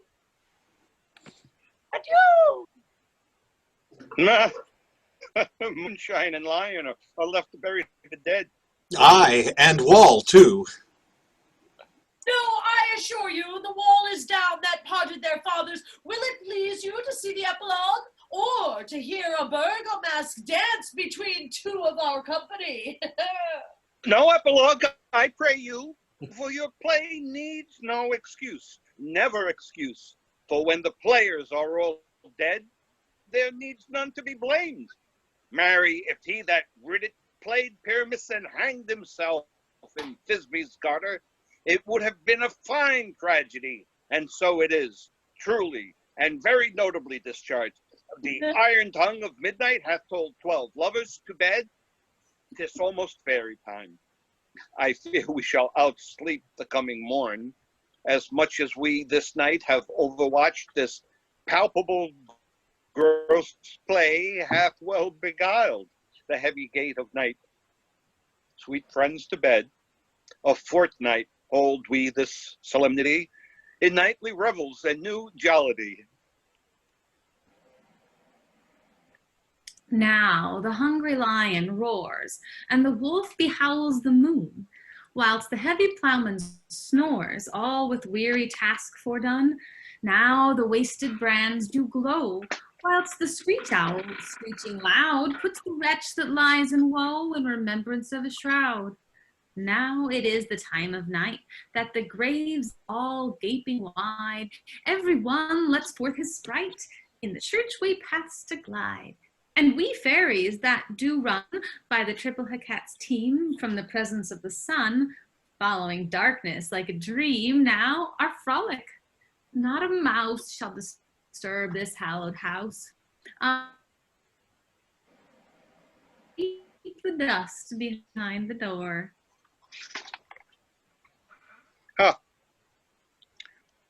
Through the house give gathering light by the dead and drowsy fire. Every elf and fairy sprite hop as light as bird from briar. And this ditty after me, sing and dance it trippingly. First, rehearse your song by rote to each word a warbling note. Hand in hand with fairy grace, we will sing and bless this place. Now until the break of day, through this house each fairy stray. To the best bride bed will be, which by us shall blessed be. And the issue there create, ever shall be fortunate. So shall all the couples three ever true in loving be. And the blots of nature's hands shall not in their issue stand. Never mole, hair lip, nor scar, nor mark prodigious such as are despised in nativity shall upon their children be. With this fair do consecrate, every fairy take his gate, and each several chambers bless, though through this place with sweet peace. And the owner of it blessed ever shall in safety rest. Trip away, make no stay, meet me all by break of day.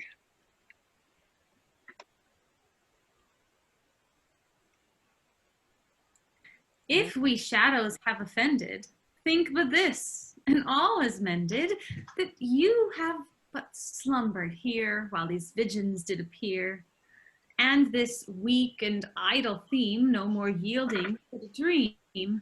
Gentles, do not reprehend. If you pardon, we will mend. And, as I am an honest puck, if we have unearned luck now to escape the serpent's tongue, we will make amends ere long. Else the puck a liar calls, so good night unto you all. Give me your hands, if we be friends, and Robin shall restore amends. Curtains. Yay! Yay! Oh my God, you guys were fabulous. I love each and every one of you. I think this I is love my the costume changes from Bernard and Julia. Yes. And the lion head, the lion head. Well, my favorite, Yoda my ears. favorite The was wall. Bottom's This head. was the wall. Yes. Oh, the That wall. was amazing. But what about And the the donkey assortment head? of and the Oh, the assortment of donkey cat head with the heads. cats. So Oh my many God, cats. that was You have hysterical. so many well-behaved cats. Well, we had to keep changing them out because they just Thank goodness you have some in reserve. we started, An understudy and a swing. so we started with Clifford, and then Clifford was fine until Nicholas screamed, and then he was like scratching my face. Ooh. I took it out for Oliver, and then Oliver wanted to eat, so we brought Wilbur out. Jill, you should have had them all backwards, so it would have literally been an ass. Next time. Also, I don't know if you all know this, So. but I've now been in a relationship with both Nicholas and Jill. So I'm coming up in there. Just throwing that out there. Needling my way through. Wow. Oh my God, Jill, but how well suited was this that these people that dropped out made the two of you be in the same fucking room? You knew that? Well, I actually it was just lucky that those two dropped out. I've actually directed Midsummer like 5 times, and one of them was just last semester. So I pretty much have the whole show memorized. So, wow. I noticed that, yes. because when you're directing kids, as I do, you have to like coach every single line. So I just wind up non-purposefully memorizing it. That's great. In the middle school, right? Yeah. So this was high school production that Sonia did. And Oh. then my brother, and it was a disco themed. Huh. Oh, that's great. So like it was all black light, and all of the fairies had all of like the neon things. So Actually, Sonia told me about that. She said that she did it so like when they had the dream, they were all on shrooms. Yeah. Yeah. It was totally LSD-alicious. Leave this it was to Sonia Bear. That's awesome. They're all like glowing in the dark. So it was pretty cool. That's awesome. It's a lot of black light. That sounds awesome. I want to know more about that. My brother did all the cool stuff. Well, the play too. I want to know about the shrooms, but I want to know about the play too. When I did the middle school version, it was much more tame. I also cut an hour out of it. So I cut every line that didn't advance the plot.